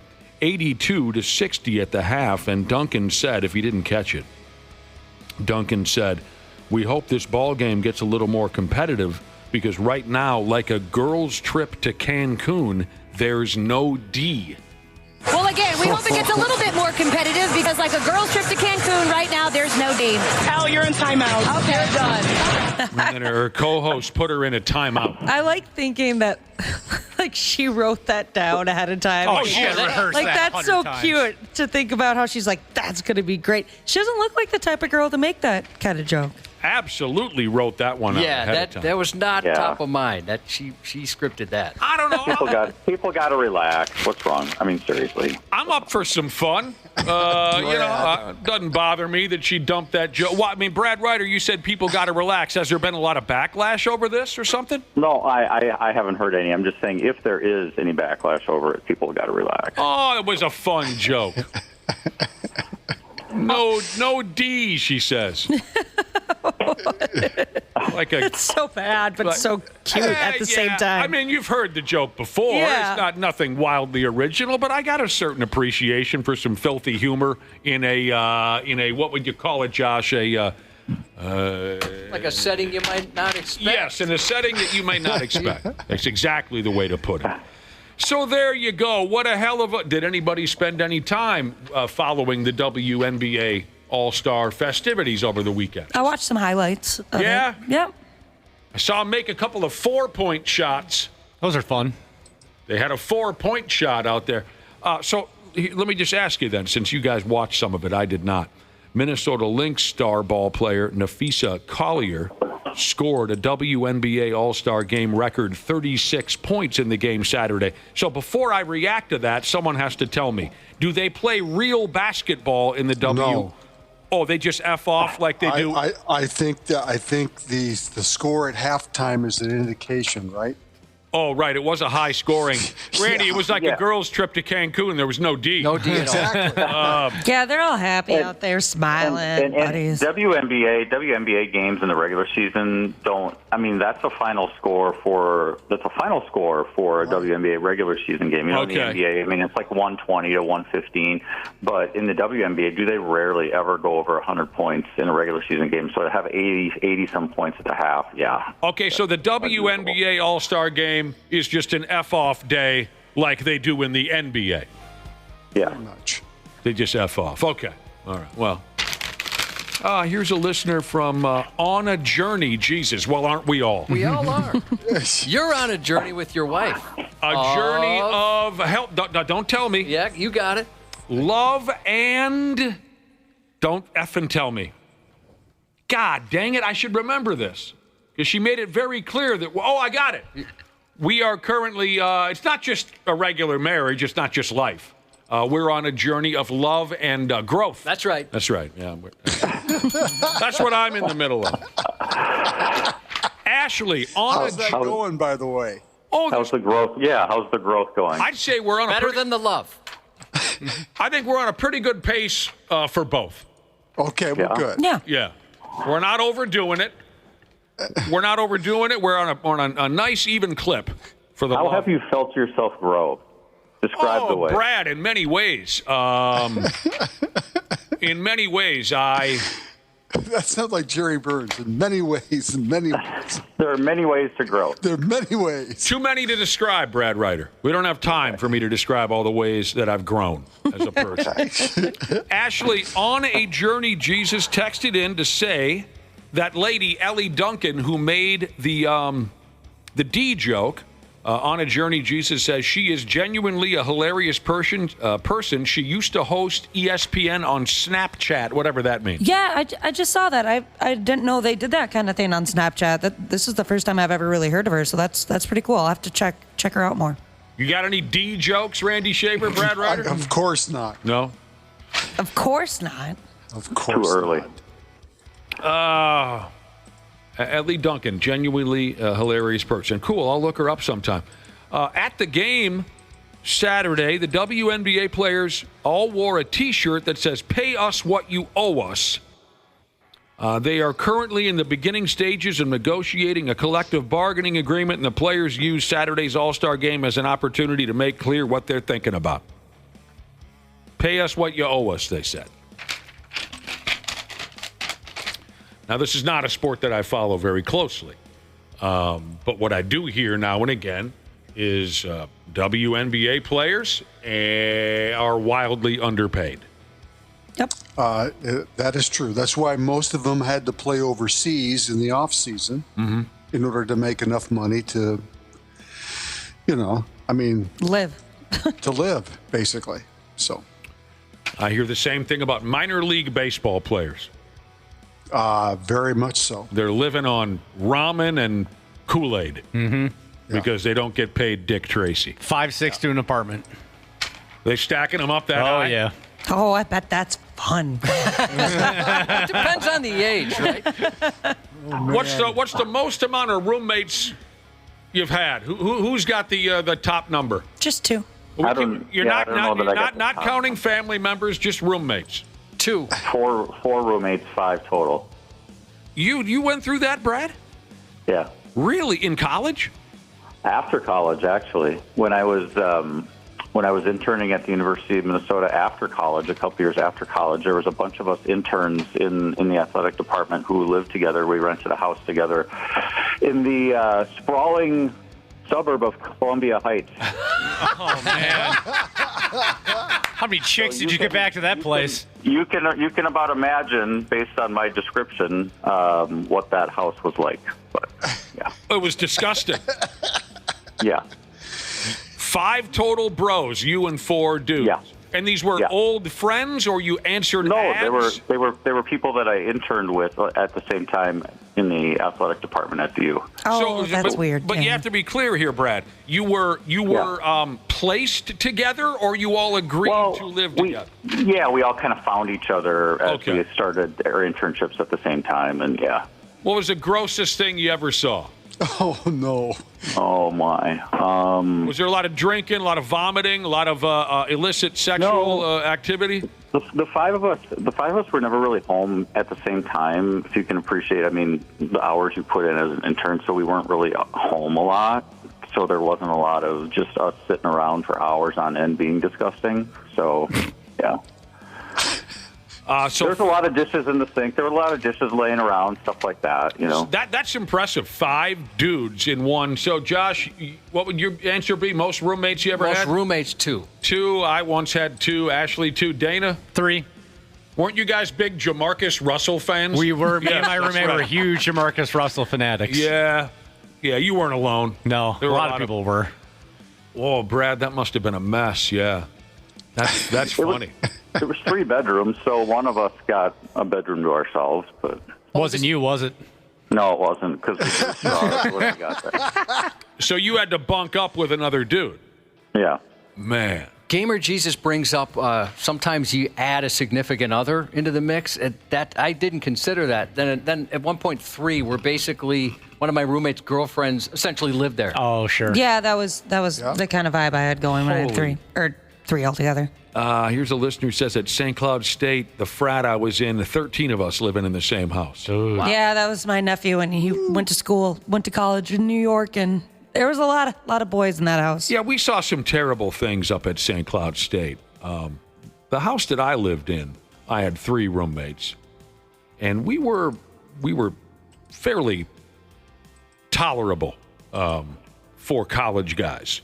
You know, there was a couple of parties, and there's a mess here and there, but we were pretty well behaved as far as keeping the place tolerable. My brother's house was a completely different story. That was repulsive, especially when they got the pranks going. Were they all on like the same page though, where all of them were kind of the same hygiene-wise? Because then I think it's better that way versus there being one guy that just desperately wants the house to be clean. No, I think they were all pretty disgusting all at the same time. Yeah. So here's a funny little side note to my situation that I didn't say. So about halfway through this, year that we did this, one of the roommates, he ran it by the rest of us, but one of the roommates said, "Hey, it would be kind of fun if we got a cat, don't you think?" Oh yeah. And so we all kind of like, yeah, okay, whatever. So there was a cat in the mix the last half of the year too. So yeah. The cat lived. The cat actually lived. You didn't end up killing the cat. No, didn't kill the cat, but yeah. The one and only time I've ever had a cat. Another listener's texted in to say St. Cloud State, 9 people in one house, 4 girls and 5 guys. It was gross but fun. Oh, I bet. I had a female friend who lived in a house full of girls. I think she said there's 10 of them total, and they called the house the cockpit. God, no.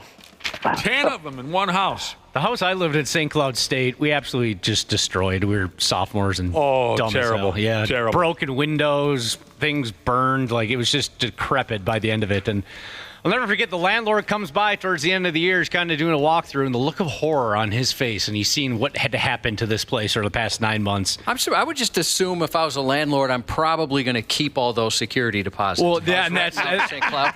And that was the great line that my buddy Jack had. He's walking through the house, he's not saying anything, he's just stunned, and Jack goes, "So, when can we expect those security deposits back? You thinking like a week on that, or where are we at?" Yeah, it got pretty bad, like I said, especially when the pranks became a daily thing. The pranks got really gross, really gross. It's a wonder no one caught encephalitis or whatever. I don't even know what that is. It just sounds bad.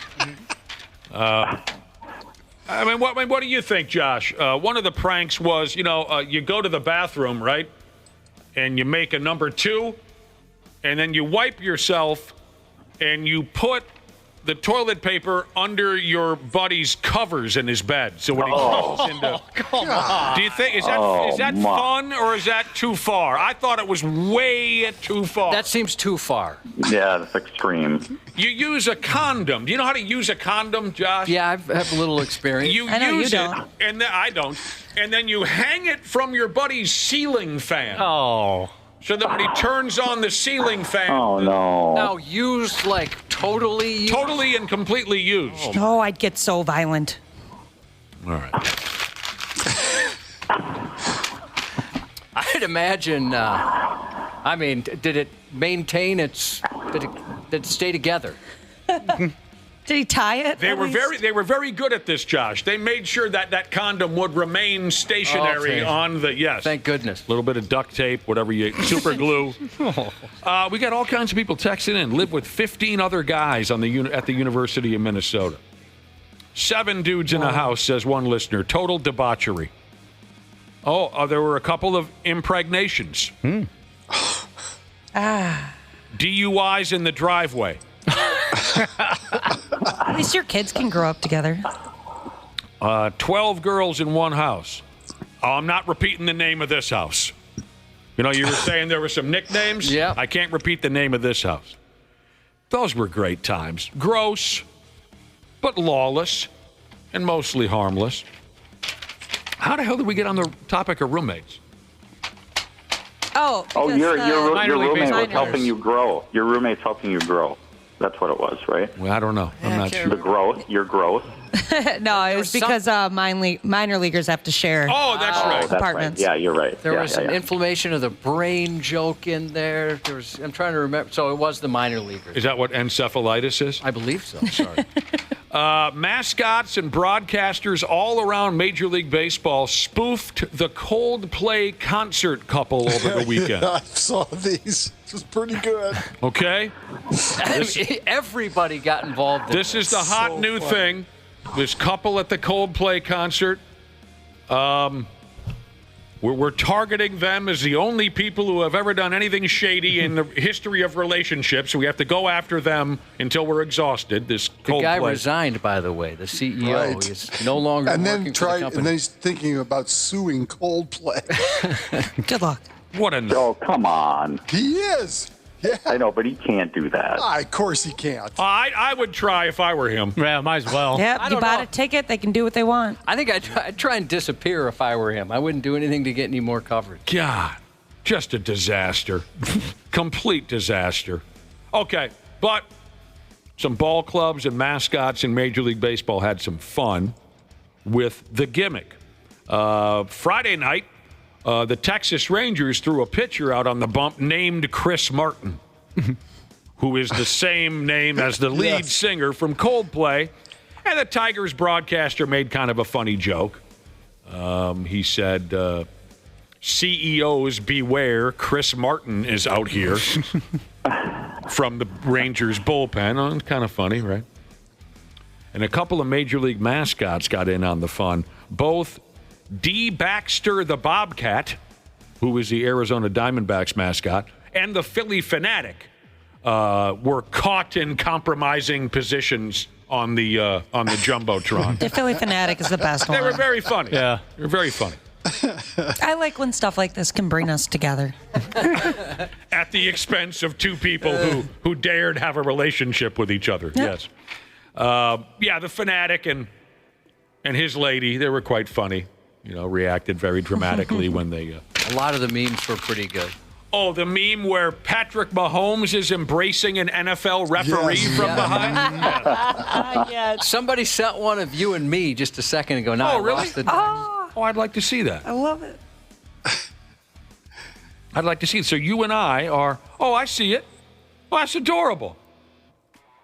I would hold you like that every time. That's cute. I do like that they made, Nick the one that's holding Josh. Yeah, they made him Big Spoon intentionally. I would hold you at an Iron Maiden show like that, like, say, maybe during Fear of the Dark or a song that we both enjoy quite a bit. Oh, man, that'd be great. Yeah. A buddy of mine sent me a ton. There was a Lego one that says My First Affair. Did you guys see that one? It's pretty elaborate. They're up on a big screen. And then for whatever reason, I still fall for that Homer Simpson sinking into the bushes. Yep. They did that one as well. I cannot ever get enough of that meme. That's good. Yeah, I thought But lives are ruined. Right. Yeah. There's poor kids involved. Yeah. It's awful. Yeah, social media is awful. That's what it is. Didn't we held hands at a Def Leppard show once, Josh, I believe, during Too Late for Love. Yeah, that's a good song to do it. And then do you remember which one we went to the bathroom for? Yes, that was Rock On. Why do they insist on playing that at every show? Every Def Leppard fan in the world would like to hear the answer to that question. I'm pretty sure I saw you guys almost kiss at the Mr. Big show. Yeah, we got close to kissing. Yeah.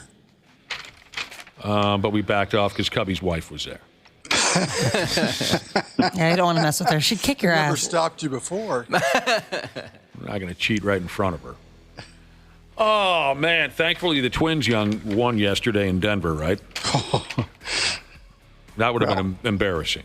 Yeah, Joe Ryan obviously he's the stopper in the rotation, and they needed him big time yesterday. That would have been embarrassing to have been swept by Colorado. Yeah, that would have been a bad start to the second half of the season because, we talked about how, hey, right.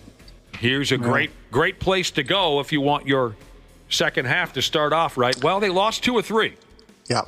I have a feeling they're going to be I have a feeling they're going to be a seller. It just doesn't look like they've got the juice right now to make any sort of a run. So unless they surprise us a little bit this week, I don't see it either. If they don't surprise us a little bit this week, I would agree. But them selling pieces off, I think, is questionable too, because, they're in the middle of this, whatever sale this is, and maybe they're going to be steadfast on holding on to their pieces until they figure out the management of the organization. That's a good point. Ownership. I actually think that it tends to let them be sellers a little bit more because of the sale, because the new owners, whoever they are going to want to have less on the books, so to speak, if there's an opportunity to have less on the books. Well, we'll find out in 10 days. Yeah. The trade deadline is, I believe, the final day of July. Yep. But Saturday night was specifically ugly in Colorado. I mean, the Rockies came up with 14, 15 hits. They lost 2 or 3. They won yesterday, thanks to Joe Ryan, Royce Lewis. Right. Now they're in Los Angeles to play the Dodgers. Game 1 is tonight, and we get to see Shohei pitch. Yeah, fun. You like that late? Yeah, if you can make it for a few innings. It didn't start till 9:15, but Dodgers Twins tonight. I think he'll pitch probably 3 innings. I think that's what I read the other day. So, is this his return to the bump? Oh, he's been back. Oh, he has. They've been gradually working him up. I think he pitched like an inning, and then he pitched a couple of innings. I think tonight he's supposed to go 3. At least that's what I read. You're not going to get a full game out of the guy, not yet. No, probably not yet. By the way, when the Colorado Rockies beat the Twins on Saturday night, they clinched their first home series of the season. Oh, my God. Wow. On July 19th. It's good to have that on a resume. Wow. They snapped an overall 17-series winless streak dating back, home series winless streak dating back to last season. And I think, when they won Saturday night, it was the first time all year that they had won back-to-back baseball games. Wow. All right. Coming up on Sunday, I think July 27th is Sunday, is it not? It is. First baseman / third baseman Dick Allen. I don't recall Dick. Really? I don't. Dick Allen? Who the hell? You don't remember watching Dick Allen play? Well, who did he play for? Yeah, played for the White Sox. Oakland Athletics rings a bell. Yeah. I'd have to look him up. Yeah, he played for a couple of teams. But Okay. I remember him with the White Sox. Okay. With a heater hanging off his lip, standing in the dugout. That sounds like my type of ball player. I'll make sure. Just off the top of my head, I don't remember Dick. Ichiro Suzuki, the late Dave Parker, unfortunately, who recently passed. CC Sabathia, Billy Wagner will be inducted into the Baseball Hall of Fame, which is always a really cool thing to see. Yes, it is. Who did we watch last year? Joe. Yeah, right. Yeah. And as we mentioned last year, it is such a thrill, and I get emotional every time when they roll out all the past Hall of Famers. Mm-hmm. When you see all those great players and that some of them are older in the hills now and they can barely get out there. I love that. So I'll be watching Sunday.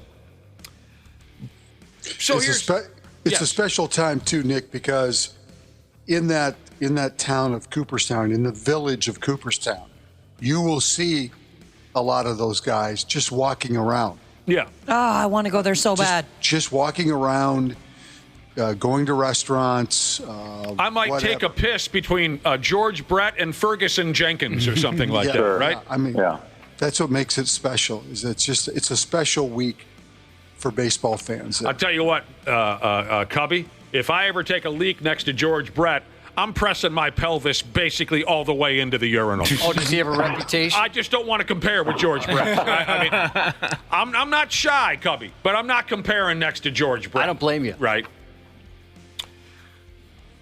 I forget the website, but somebody went ahead and broke down the biggest snubs for the Hall of Fame by position.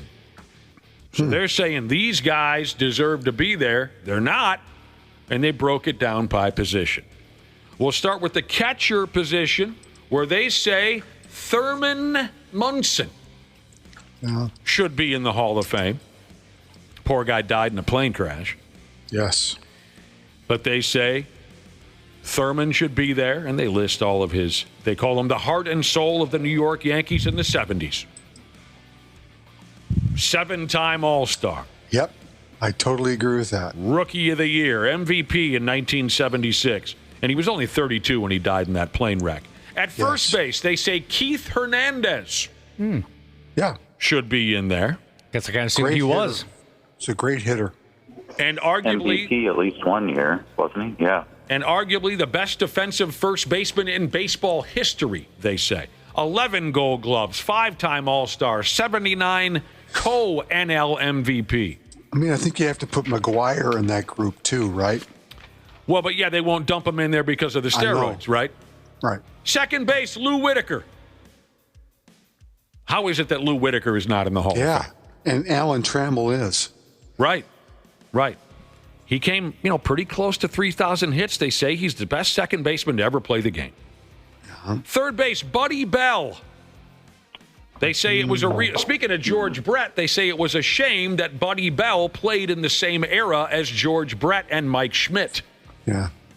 Those guys were the premier third baseman of the era, but they say Bell had a great career in his own right, and he should be in the Hall of Fame. Yeah. At shortstop, you got to go back to Bill Dolan. They called him Bad Bill because of his temper.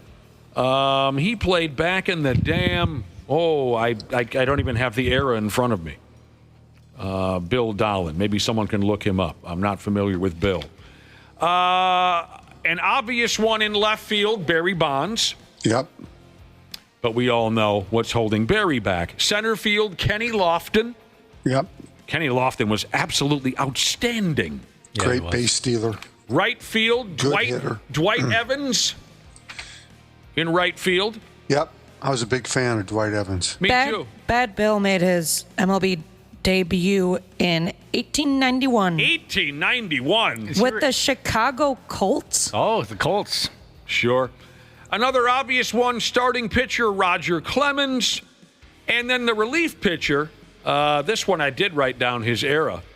He was a relief pitcher from 1924, starting in 1924. His name, Firpo Marbury. Firpo. Firpo, F-I-R-P-O. Surprised that hasn't been a baby name trend lately. Well, you got a little one coming. I was just going to say, sometimes I get grief over my name, but at least I'm not a Furple. $100 of my own money, Ashley, if you name that kid Firpo. I couldn't do that to him. Nah. Furpy would be his short. His short name, Furpy. During the television broadcast of the Open Championship, now that's a golf tournament? Yep. Yes. And it was happening over the weekend somewhere? Yes, sir. In the Northern Ireland. Oh, nobody cares. The shores of Northern Ireland, your favorite place. During the, I've never been to Northern Ireland. I've been to Southwestern Ireland. One word, sucks. During the television broadcast of the Open Championship, a bat got into the broadcast booth, and it instantly gave folks twice the entertainment any golf tournament could. This is a great video. You have to check it out on 93x.com. It is pretty funny. The two television golf guys were diving under their chairs and whatnot as a bat swooped through looking for hair to poop in. And the video is a lot of fun if you want to check it out on our website. One guy ducks down, the other guy's just flailing his arms around. Pulling his suit coat over his hairdo. Yeah, you're right. The one guy looks like he's drowning. Like he's just rapidly trying to get above water. Slowly dipping below the surface of the broadcast booth. You guys think you could handle that? Could you man your way through a broadcast? I would have jumped out of the booth. I do not like bats. Nope. Well, me and Cubby got nothing to worry about. We don't got any hair. Yeah, I don't mind bats. Yeah. Jumped out of the booth. You would have, that would have ended the broadcast, Randy? For sure. Yeah. I would not have come back. Well, the nice thing about a golf tournament, you can have no commentary for 4 or 5 minutes. They should have just jumped out of the booth for a while. All right, Brad, last week you made a point to mention that this week you wanted to pull out your genitalia and show everyone. Well, I'm not sure I wanted to do that. Yes, Brad, that's what you said you wanted to do. Figuratively, of course. You wanted to show everyone your true size and adoration for the sport of golf, and you wanted to talk about some tournament happening here in town? Brad he's jacking off. The 3M Open, the PGA Tour stop that comes through the Twin Cities every year, is this weekend up at the TPC course in Blaine. So they've already got all their signs up. Yeah, it's a great event. I mean, if you watch golf, which I know, Nick, you do all the time, if you watch the golf tournament this weekend on TV, it'll be the one that's here in the Twin Cities, and they do a really good job of running the event. And Ashley's been there before, and they, the admission costs are very reasonable. They, welcome families, and it's a really good time. People should check it out. And surprisingly, the parking is a breeze. I was really worried about that last year because I hate parking lots that are busy, but it's really easy. Wherever you park, they usually have a shuttle that comes and gets you. They do a really good job with the shuttle systems, and you don't have to be waiting long for the shuttle. And, it is a good time. If the weather's good, I mean, it is a good time. Do you know off the top of your head any of the, I guess, bigger names that would be there? Oh, yeah, you're asking the wrong guy, Ashley. Who are you wondering about? I mean, they have a list of all the people, on their website who have committed to come. The bad part about the tournament this year is because it is the week after the Open, a lot of the bigger names, when they come back, from Europe, they want a week off. They're not going to Blaine. Yeah. Guys that missed the cut will be here. Yeah. Okay. Yeah, guys that missed the cut in Europe will be here. Guys who are trying to get those extra FedEx Cup points before the tournament or before the playoffs start next week will be here. So there will be a few bigger names, but not as many as a regular tour event. It's also poor timing because the only golf people are going to care about this weekend is Happy Gilmore too. Well, it's not on Friday. Yeah. That's true. Good point. All the golf fans will be at home on the couch. I'm actually pretty pumped about that. Me too, Ashley. Me too. I know who's going to be there. What's his name? Al Cervic. Elihu Smales, Danny Noonan, Tony D'Annunzio. Yeah. What movie? Carl Spackler. Yeah. What movie? Caddyshack. I know. Yeah. Slapshot. What was the name of that old couple that D'Annunzio had to caddy for, and they were just terrible? Remember? In Caddyshack? Brad, remember the old couple that D'Annunzio had to caddy for, and they were just barely... yeah. Havenkamp. Mrs. Havenkamp? Right, yeah, it was the Havenkamp. The Havenkamp. Yeah, right. Yeah. So who's going? You're going to go to this tournament, Brad? Ashley, you're going to go to the 3M tour? I'm going to head out. All right. Yeah. I don't have plans for it yet, but maybe. Can you give me some tickets, Brad? I might be able to help out. Yeah. Brad's got a hookup for everything. Well, then I will call you, Brad, because one of my buddies has been bothering me about it. Does this matter at all to you? Do you know who Lloyd Howell Jr. is? He's a former NFL Players Association leader. Lloyd Howell Jr. Anybody? Don't know Just who he his is. recent news-making items. Okay. He resigned recently. Is this the guy with the expense account that included the strip clubs? Yeah. Boy, that's tempting. I've never gotten the company credit card, but it would be tempting. They used to use it for that back in the day. They used to go to the Boom Boom Room? Entertainment. Yep. Yeah, exactly. They'd be entertaining clients. Former Sounds NFL... like he was in that suite at the Coldplay concert, too. Lloyd Howell Jr., he had to resign. The NFL found out he was using NFL money at the local strip bar, including one night he spent $738 on a Uber. Whoa. What? Oh, my gosh. I thought you were just going to say at the strip club, and I thought that's not too much, but an Uber. Uber took him from the airport to the Boom Boom Room, and it cost $738. What? A couple times? Did it take I don't freaking know. Maybe the airport was in Phoenix and the Boom Boom Room was in Scottsdale. I don't friggin' know. That's insane. The most expensive Uber I've taken was, I think, about $100, but it was an hour-long drive. The airport was in Minneapolis. The Boom Boom Room was in... Chicago. Yeah. He was using the NFL only expenses card, but he went to a joint called Tootsie's Cabaret in Miami. He went to the Magic City Strip Club in Atlanta.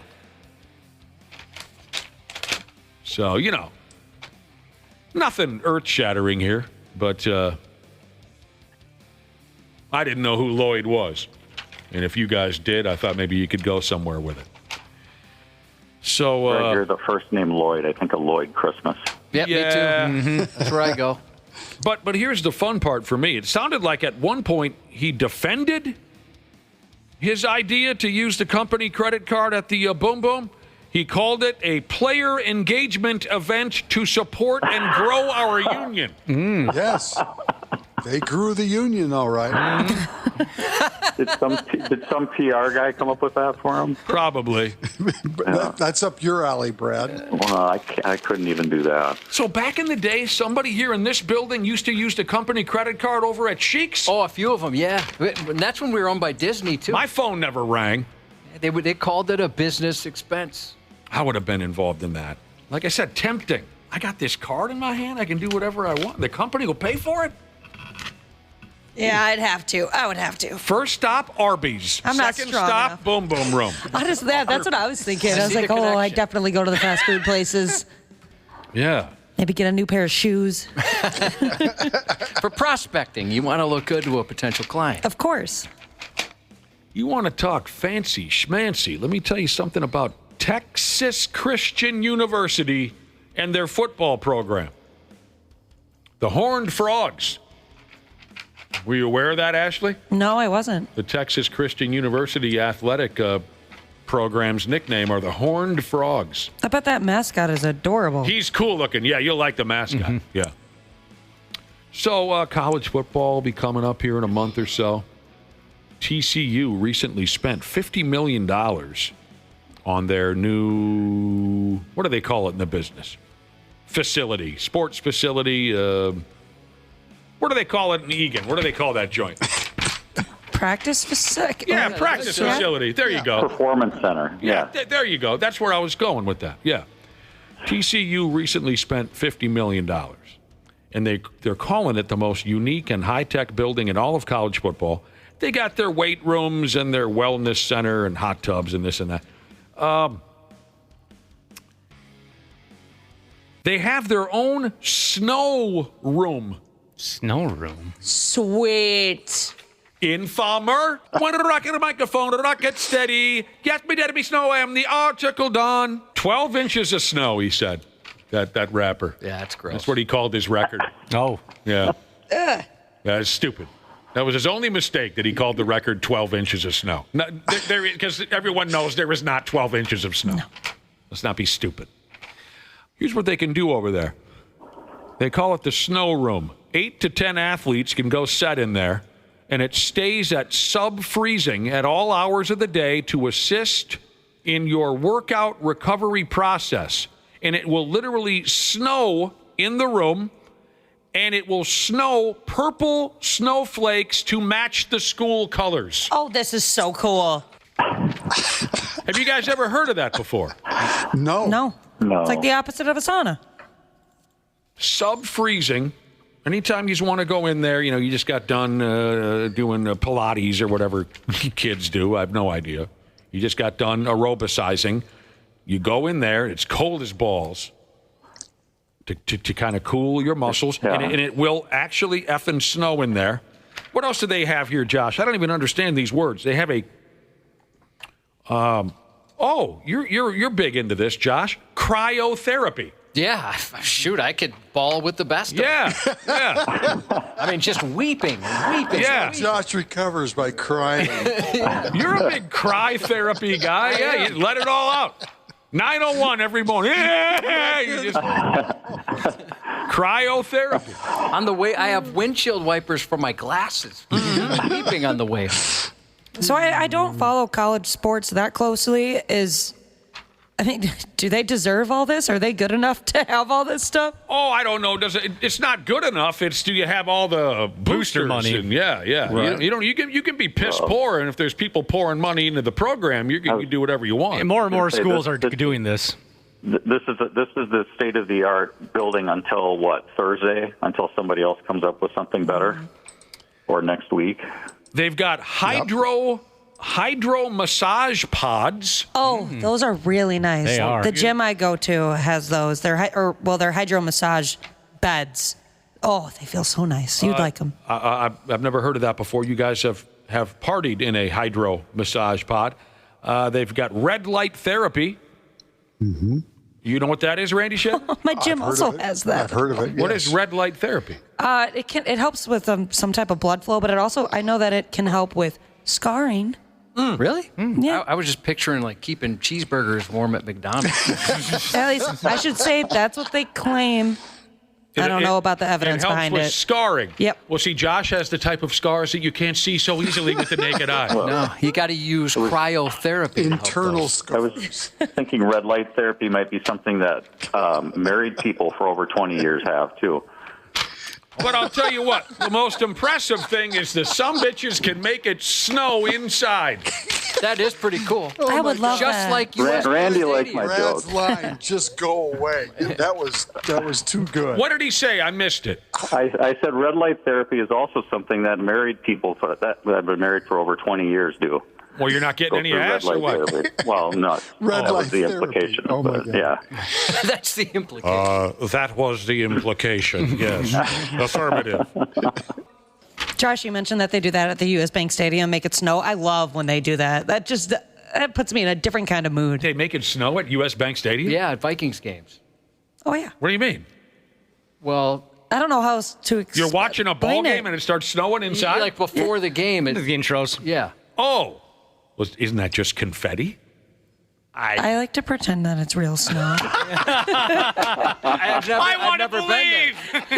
I would think it would suck to work there if it was confetti. I don't know if they just blow some snow out there. What they do. Oh, you know what? Yeah, because it usually, not thinking of the word, but evaporates or something like that. All right. I haven't seen that. That's incredible. I thought that TCU were the only ones, and now I've been made to look like a jackass. They make it snow right here at the new Metrodome. Did not know that. Oh, my God. It's a plant-based soluble soap solution they use at U.S. Bank. Well, yes, that was the implication. Yes. So maybe you should be. That is catching- where I was going with that. So I should keep my mouth shut when that's going on. Then. I don't know. No catching snowflakes in my mouth. I don't know. It's plant-based. You're good. It's plant-based. Oh, it's healthy for me. That's your vegetable for the day. They've upped and announced, speaking of snow, they've upped and announced the next Hockey Day in Minnesota gimmick. I don't know why we need to be announcing this in July, but first off, they're going to be celebrating Hockey Day in Wastings. Really? Okay. Yeah. Where are they playing in Hastings? They're playing it by damn Randy Shaver at the local rink. They call it the United Heroes Outdoor Rink in Wastings. Okay. Why? Do you know your way around that town? I just know where the football stadium is. It's a beautiful little They've got a great football stadium. Down in the valley there, yeah. Cool. Wastings. This will be Friday, January 23rd. They're going to let the JV guys get a crack at this. There's going to be a game between the Iowegian Wild and the Milwaukee Admirals. Oh, that's good. Of the Junior Varsity League. Good. We have more updates to the snow at U.S. Bank Stadium. Yeah. This is from a Packers fan, so he'll know. It's not snow. It's frozen tears of Vikings fans. Which they've accumulated over the years. Go, Pack, go. Mm-hmm. That's funny. Oh, man. That's effing funny right there. I don't care who you are. All right. There you go, Randy Shaver and Brad Ryder. You seem pleased. Did you have a good time? Yeah, that was fun. Brad's joke, I'm just sad that people didn't grab it the first time. It wasn't that great. I'm going to be honest, I didn't really get it. Yeah, it wasn't that great. It was good for people who are in our situation, Randy. They got it. The majority of the audience got it. It was very clever. Yeah. Well, Brad, next time we'll try to give you a little more wiggle room. That's fine. I got excited. Stepped all over his joke. You guys take care. Randy, we'll talk to you tomorrow. Brad, we'll talk to you on Wednesday. Okay. Go ahead now, Thank everybody. You're welcome, Randy Shaver. If you've got a question for a professional physician, by damn, we got one of those on his way into the building as we speak. Our text number is 651-989-9393. Dr. P. Jesus will do his best to straighten you out one way or the other. We'll take your questions next on the Half-Assed Morning Show. The 93X Half-Assed Morning Show. 93X.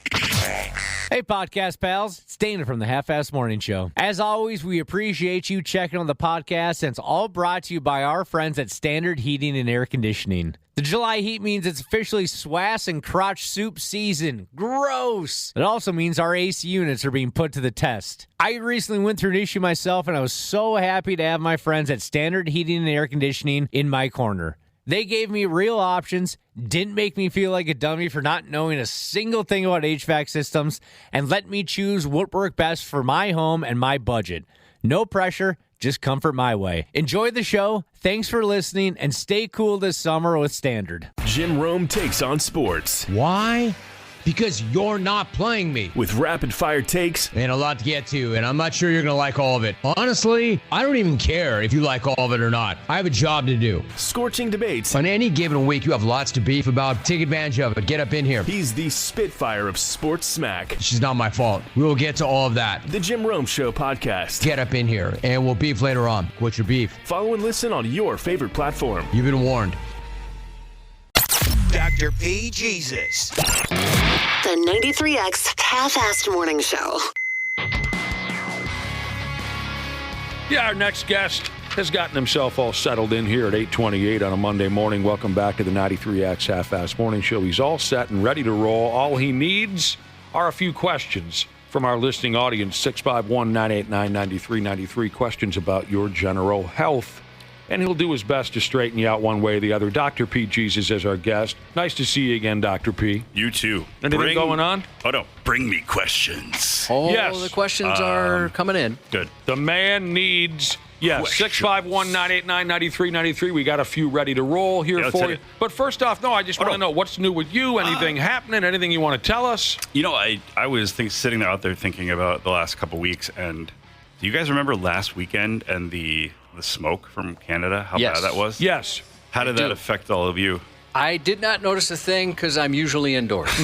I was struggling. I mowed the lawn and I didn't notice too much. Really? I was outdoors a lot last weekend, Dr. P, and it doesn't bother me, not even a little bit. So, where were you going with that? Normally it doesn't bother me either, but last weekend I was struggling on Saturday, I think. It was warm. That was the worst of the two, right? My eyes were burning, and I really was having trouble breathing. Maybe because I grew up with cigarette smokers. It doesn't do a damn thing to me. It could be, yeah. But so it's amazing. It's so weird when you open the door and you're like, oh, who's having a campfire in my lawn? Well, I know some of the neighborhood kids were out playing and they mentioned that they had sore throats and their eyes were kind of itchy. Yeah, I've never had that where my eyes were burning, but I was just reading about it a little bit, and there's like 300 fires active in Canada, and most of them they just let burn. Get it together, Canada. I know, but there's some, apparently you can have a thing called zombie fires. Have you heard of that? No, I'm interested. Supposedly, the heat of these fires can get so intense that areas will be hot, and then it'll snow on them, and it basically insulates a little smoldering debris over the winter, which then catches fire again in the spring. That is nuts. So they said there's fires from 2023 that are still burning. That keep reigniting. Yeah. That sounds insane, but I've never heard of such a thing. What I hear all the time is, if you're a compromised individual, don't step out into this stuff. What are some of the things? Who are some of the folks that should look out? Yeah, I mean, mostly people with asthma. I'll give you asthma. So basically people with asthma, COPD, or emphysema. Yeah, that's the main thing. And so those people, it probably is good they put those. I was a little confused when they had those signs about air quality bad, shorten your trips. I didn't know whether they meant adding more pollution, but I think it's just you shouldn't be outside if you've got any of those things. They do talk about. I saw people working outdoors with like sweatshirts basically around their mouths. Yeah. It's apparently it's amazingly fine particles that are in that smoke that are quite quite troublesome. Well, I got yelled at particle, for. you'd be fine. F-I-N-E, fine. I got yelled at for being outside that weekend. Who yelled at you? Family member. They were like, "You should not," because it's already hard for me to breathe in general. So yeah, it adds to it. I love the wildfires because, back to Josh's point, gives me an excuse not to go outside. You don't need an excuse. Yeah, I know, but sometimes it's helpful just to have one. Oh, yeah, I'd love to go to the lake, but, wildfires. Left-handed specialist Jesus got new lungs 9 months ago. Took the dog out one morning. The air was so bad, he could feel it right away. Yeah. So Got didn't leave the new house for lungs. Lung transplant? Is that what he's saying? I'm assuming, or did they so sell he needs, those somewhere? Or? He needs to be cautious. He kind of dropped that like, I got a new pair of shoes the other day. Yeah, so there are certainly, and I think older folks, and it's a little scary when you think about it. Yeah, the older folks. Well, Dana mentioned a lake. Yeah. Dozer Daddy Jesus said his son went swimming 2 days ago, said it's like the water never came out of his ear. He said it still sounds muffled, and he can't hear normally. Should I bring him in, or is there some remedy I could try and fix it? I hate that. Did he say how old he was? No. No. I would say, most commonly with if you are in the lake, you get water in your ear, it basically gets trapped behind wax. I mean, that's typically what happens, I would say. And it's hard for it to come out because it's sort of sitting between the wax and your eardrum. I mean, they sell drops that help dissolve wax, and there's also drops that help kind of disperse water. And you could try those. I've had bad luck with those. They've made it worse for me. I mean, if there's a ton of wax in there, you're basically just putting more fluid in there, which may not be helpful. So I'd say it's how distressing it is for the kid. If they're in pain or if they really can't hear, you probably want to get in. But you could try wax drops. You really don't want to, as your grandmother said, you don't want to put anything in your ear smaller than your elbow. I don't know if I never heard the elbow part of that. What? Maybe I That's a pretty misunderstood big that. ear. No, I think that is it. But 17. I'm sorry to interrupt. 17 years old. He just got 17. back to us. Okay, then you could definitely play around with that a little bit. But people go for Q-tips, but ultimately what that usually does in this situation is jam the wax in there further and probably not help at all. I like bobby pins, pen caps. Josh, Feels so good though. Can you tell us your earwax machine story? Because I find it fascinating. Machine or the earwax sucking machine? Didn't you see one of those in action? Like my godson had a. Oh no, it wasn't a machine. It was just a spray bottle with warm water. So they put some of those drops in, and they had them just kind of sit for a little bit. And it was really annoying because I had to talk to him, and it was, oh my god. Oh, jeez. It was worse for me. That was the side effect.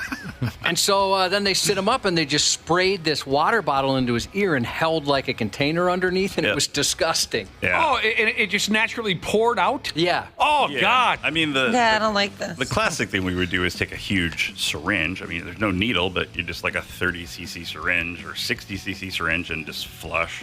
But there's a company that makes a spray bottle that does have a particular tip that kind of disperses it, and that's another way to do it. So, I mean... It was like warm water. But you had to watch earwax ooze out of your son's ear. There was so much. And how much did he fill up a 2-gallon bucket? Or five gallon. Dude. Wow. 5-gallon bucket? Is it kind of like a neti pot, Dr. P?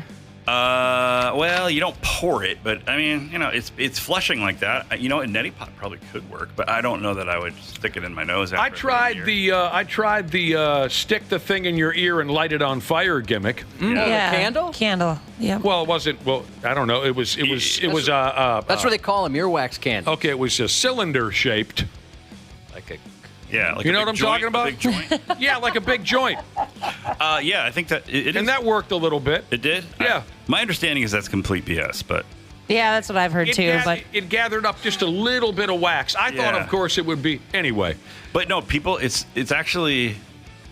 It can really change your life when you see how much wax comes out of an ear. It's sort of like the mysteries of the universe. Like, Wow. Yeah. That's amazing. That was Yeah, my brother got it done, and my mom was there for it, and she said it was like a ball bigger than a quarter. Like a shot put. It was just huge. She said it was sounds gross, so gross. but I think it would also be interesting to see. I bet it would feel so good. Probably. I guarantee there's videos online, so go check that out. Oh, there must be. Oh, no, I'm good. Our guest is Dr. P. Jesus, taking questions from our listening audience, 651-989-9393. By the way, back to real quick, Dr. P brought up the fires in Canada causing all the smoke, and old people are dropping all over town.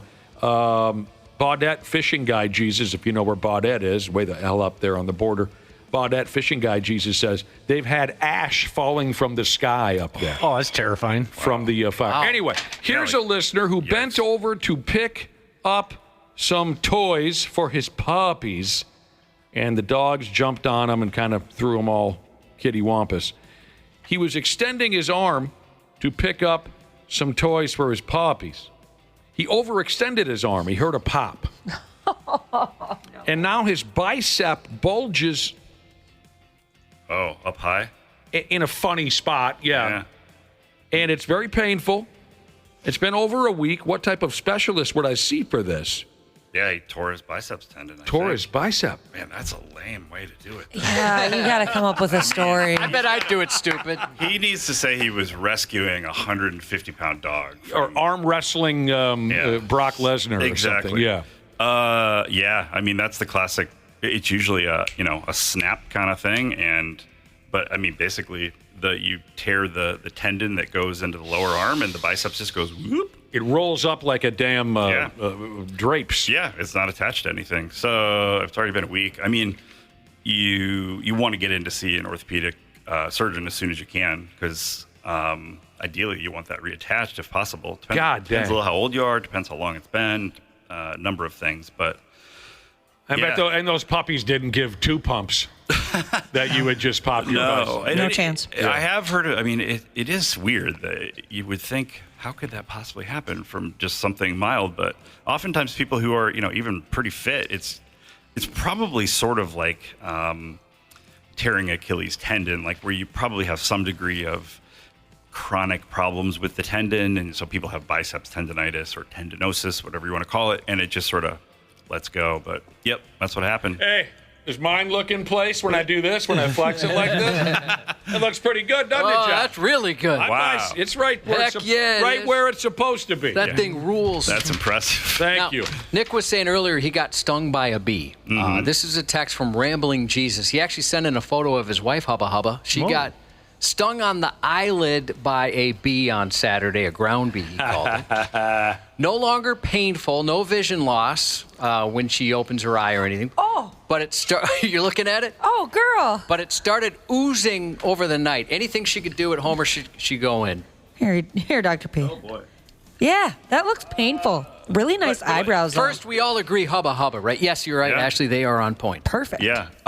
This was 2 days ago? Is that what they said? Saturday? Saturday, yes. Oh, I want to put like an ice pack on it for her. Is it red? That's what I'm trying to see. Yes, it looks a little red, yeah. It kind of looks like she got punched. Yeah. I mean, if it's oozing something, then there may be an infection, because I would normally expect it to do that pretty quick. Oh my God! Do that quickly and then start subsiding. I mean, using some ice on it certainly is a good idea, but is it her fault? Did she do something wrong? Probably. Yes. I mean, some sort of sinful behavior. But She looks like she got punched in the eye socket. She does, yeah. I saw the picture first, and that's what I was afraid of. Like, oh no, somebody got punched, but she got stung. I mean, it happens, but hopefully that's not true. Hopefully it's a bee. But she's been icing it a lot. He said. He just got back to us, Rambling Jesus. Yeah, I would get in to see somebody, because that does. I mean, basically, what we're seeing in this image is her whole eyelid and sort of eye socket area looks very red and swollen. And so the concern is it only the lid at this point, or is it turning into like a periorbital cellulitis, which essentially just going to say that can turn into an orbital cellulitis, which I'm sure you were going to say as well. And then that's bad. Cellulitis is not good. No, I mean, it's an infection, involving the tissues under the surface of the skin. But yeah, if it's oozing something, I mean, that could just be fluid, because maybe at the puncture site. But yeah, you don't want to fool around with that. I think that go bee in, you're saying? Go in there and go to urgent care. Pull the eyelid open and have the. I think that bee had an STD or something like that. Oh, yeah. Yeah, I mean, I guess depending on there could be a stinger or something still. Herpes. Herpes stinger. Yeah. I know Bee we've, herpes. Ground herpes is very, very virulent. Yes. I got stung yesterday right under my my delicious left armpit by a bee, and it hurt like hell. I know we've talked hernias up and down in your past visits, Dr. P. But this one sounded a little different to me, so I thought I'd throw it your way. A listener says, I recently found out that I have a herniated belly button. Oh. Oh, is it a woman? Was she ever pregnant? I heard that's common. I don't know what flavor we're dealing with here, Ashley. What causes it, and what do I do about a herniated belly button? I mean, it's an umbilical hernia, so it's. I guess I've never heard it called a herniated belly button, but I mean, it's basically a hernia right where your umbilicus was. I mean, it's not too uncommon. And my wife has one. Yeah, I'd say most of the time you don't really need to do anything about it. Your wife has a what? Herniated belly, right above her belly button. So her belly button sticks out? No, it's right above it. Like a little, it looks like a little pee-pee? Yeah. Oh my God. Yeah, it's usually not right the belly button. It's next to it. And she urinates out of it. Oh man. Wait, now that I think about it, maybe there's something else going on. my wife is a man. Oh, wow. Well, that sort of opens up the world. So normally if they're small, you don't, I mean, basically with any hernias, you tip, I'm trying to think. It's a gentleman, if that makes a difference. He just got back to us. It's a dude. He's got a herniated belly button. Probably doesn't matter, but most hernias you really can observe because if they are annoying you, you can get them fixed, but otherwise they're pretty benign. If you ever have terrible pain and you're throwing up or something like that, then we worry about an incarcerated hernia, which is not prison, but it is stuck. But it basically the stuff from inside kind of goes out the hole and gets stuck, and then the blood supply's cut off. So that's bad. But this guy's going to look silly if he puts on a tank top. I mean, He does say it's weird looking. I mean, so sometimes they can get so large that, especially with the umbilical hernia, you do anything. You go from laying down to sitting.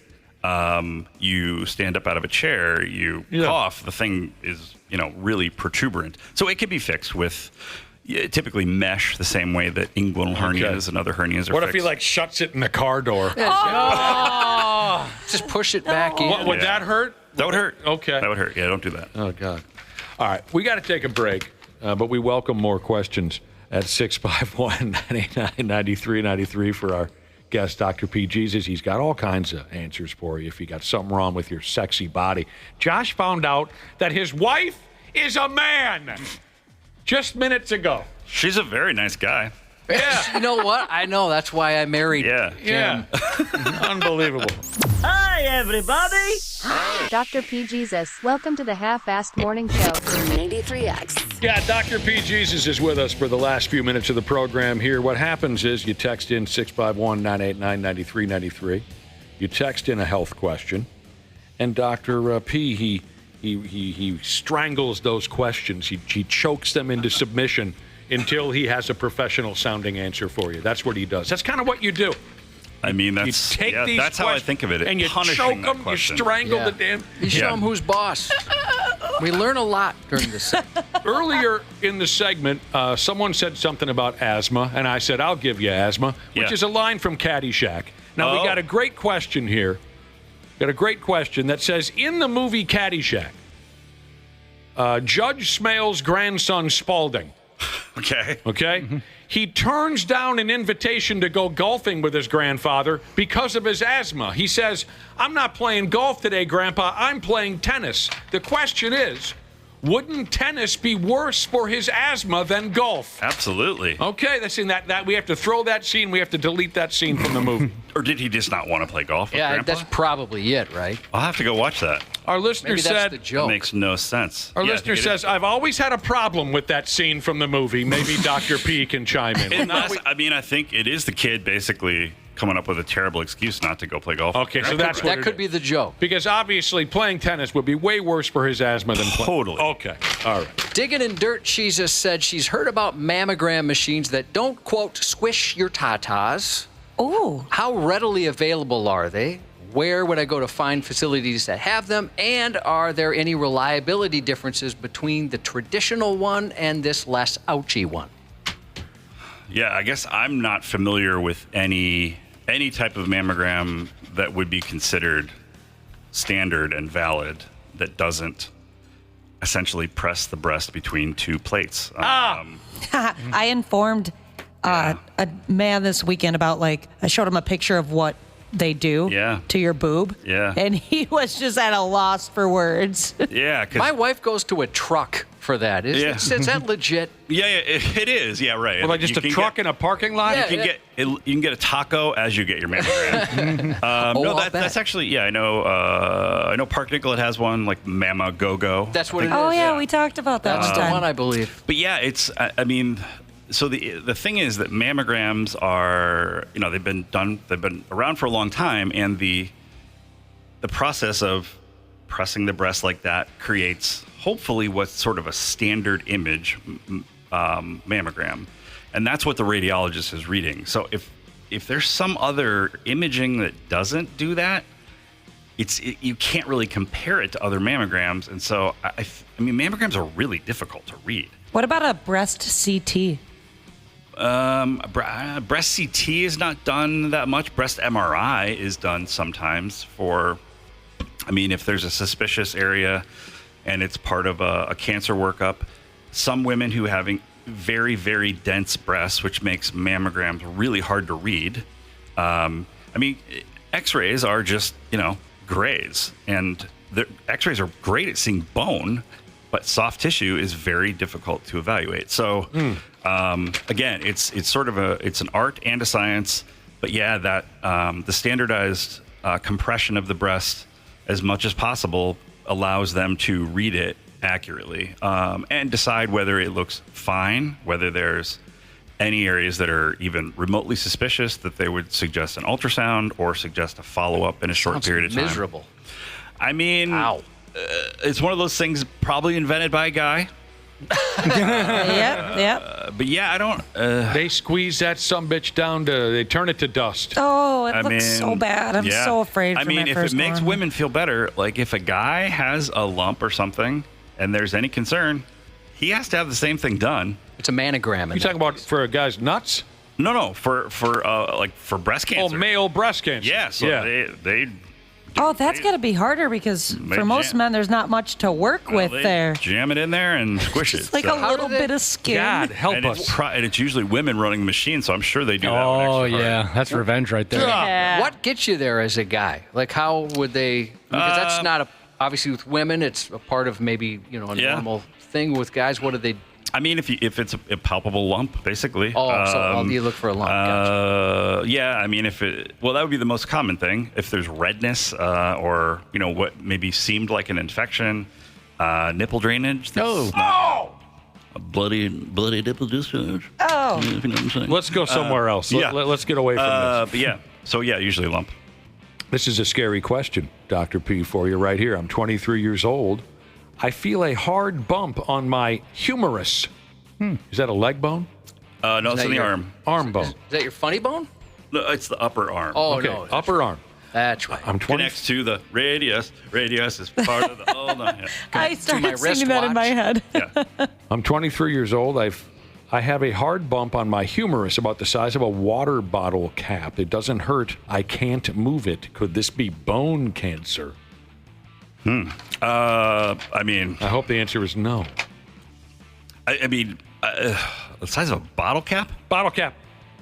Yeah. I mean, that's unusual. It could be. I'm trying to think of benign things that would show up suddenly from that. Yeah, what the hell would that be? Yeah, I mean, there are some. There are bone cysts. There are a variety of things that can grow in bone that aren't cancer, but there's also bone cancer. So yeah, that's absolutely, you don't want to delay getting that looked at. It would be initially an X-ray and an exam, and then almost certainly, some more advanced imaging with CT or MRI to. If there was ever an injury there, sure. But yeah, especially if you can't move it, honestly, because If it's mobile, that tends to be something more benign. I mean, although if it's fixed to the bone, it's probably not going to be mobile. But yeah, don't ignore that. Don't sleep on that deal. To go back to breasts, we're getting a lot of texts like this one from Sped Parashizis said, tell women always get their mammograms. She found cancer early, 10 years cancer-free later this year. Great to hear. They also did an ultrasound and MRI-assisted biopsy. Yep. And a lot of women are texting in saying pretty much the same thing. Make sure you do it. Yeah, it's, obviously, I mean, it's not a comfortable procedure. I can see how women, especially if they've had it once, would be like, I don't want to go do that again. But it is, it's about the most effective screening program that we have, I would say, in terms of catching stuff early and hopefully saving lives. Yeah, it sucks to go through it, but in the end, it's likely going to be worth it. Yeah. Likely going to be worth it. Well, I'll be damned. We've run out of time. Yeah, please get your mammograms. One more here real quick, if you don't mind. Sure. I've been taking Adderall for a while for ADHD. Lately, I've noticed it either does absolutely nothing or I feel like I've smoked crack rocks. Is the medication inconsistent? Well, I mean, that's hard to say.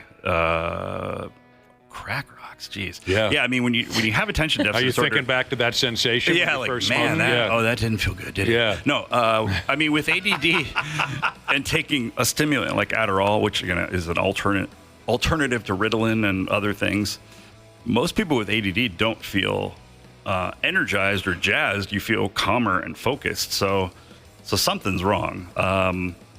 But if they so maybe they don't really have ADD because they're either not feeling anything or they're feeling high. But I mean, there's lots of generic manufacturers. Generally, generic manufacturers are legit, especially if you get it from a regular pharmacy. If you're getting it from some weird thing online. That same truck where Josh's wife gets her mammogram. Tacos, Adderall, and a mammogram. I got an update on my wife, just real quick, if I can interject. I was wrong on the location of the hernia. We were afraid maybe my wife had a penis. Yeah. It turns out it's right above her balls. So no, you're good then. definitely a girl.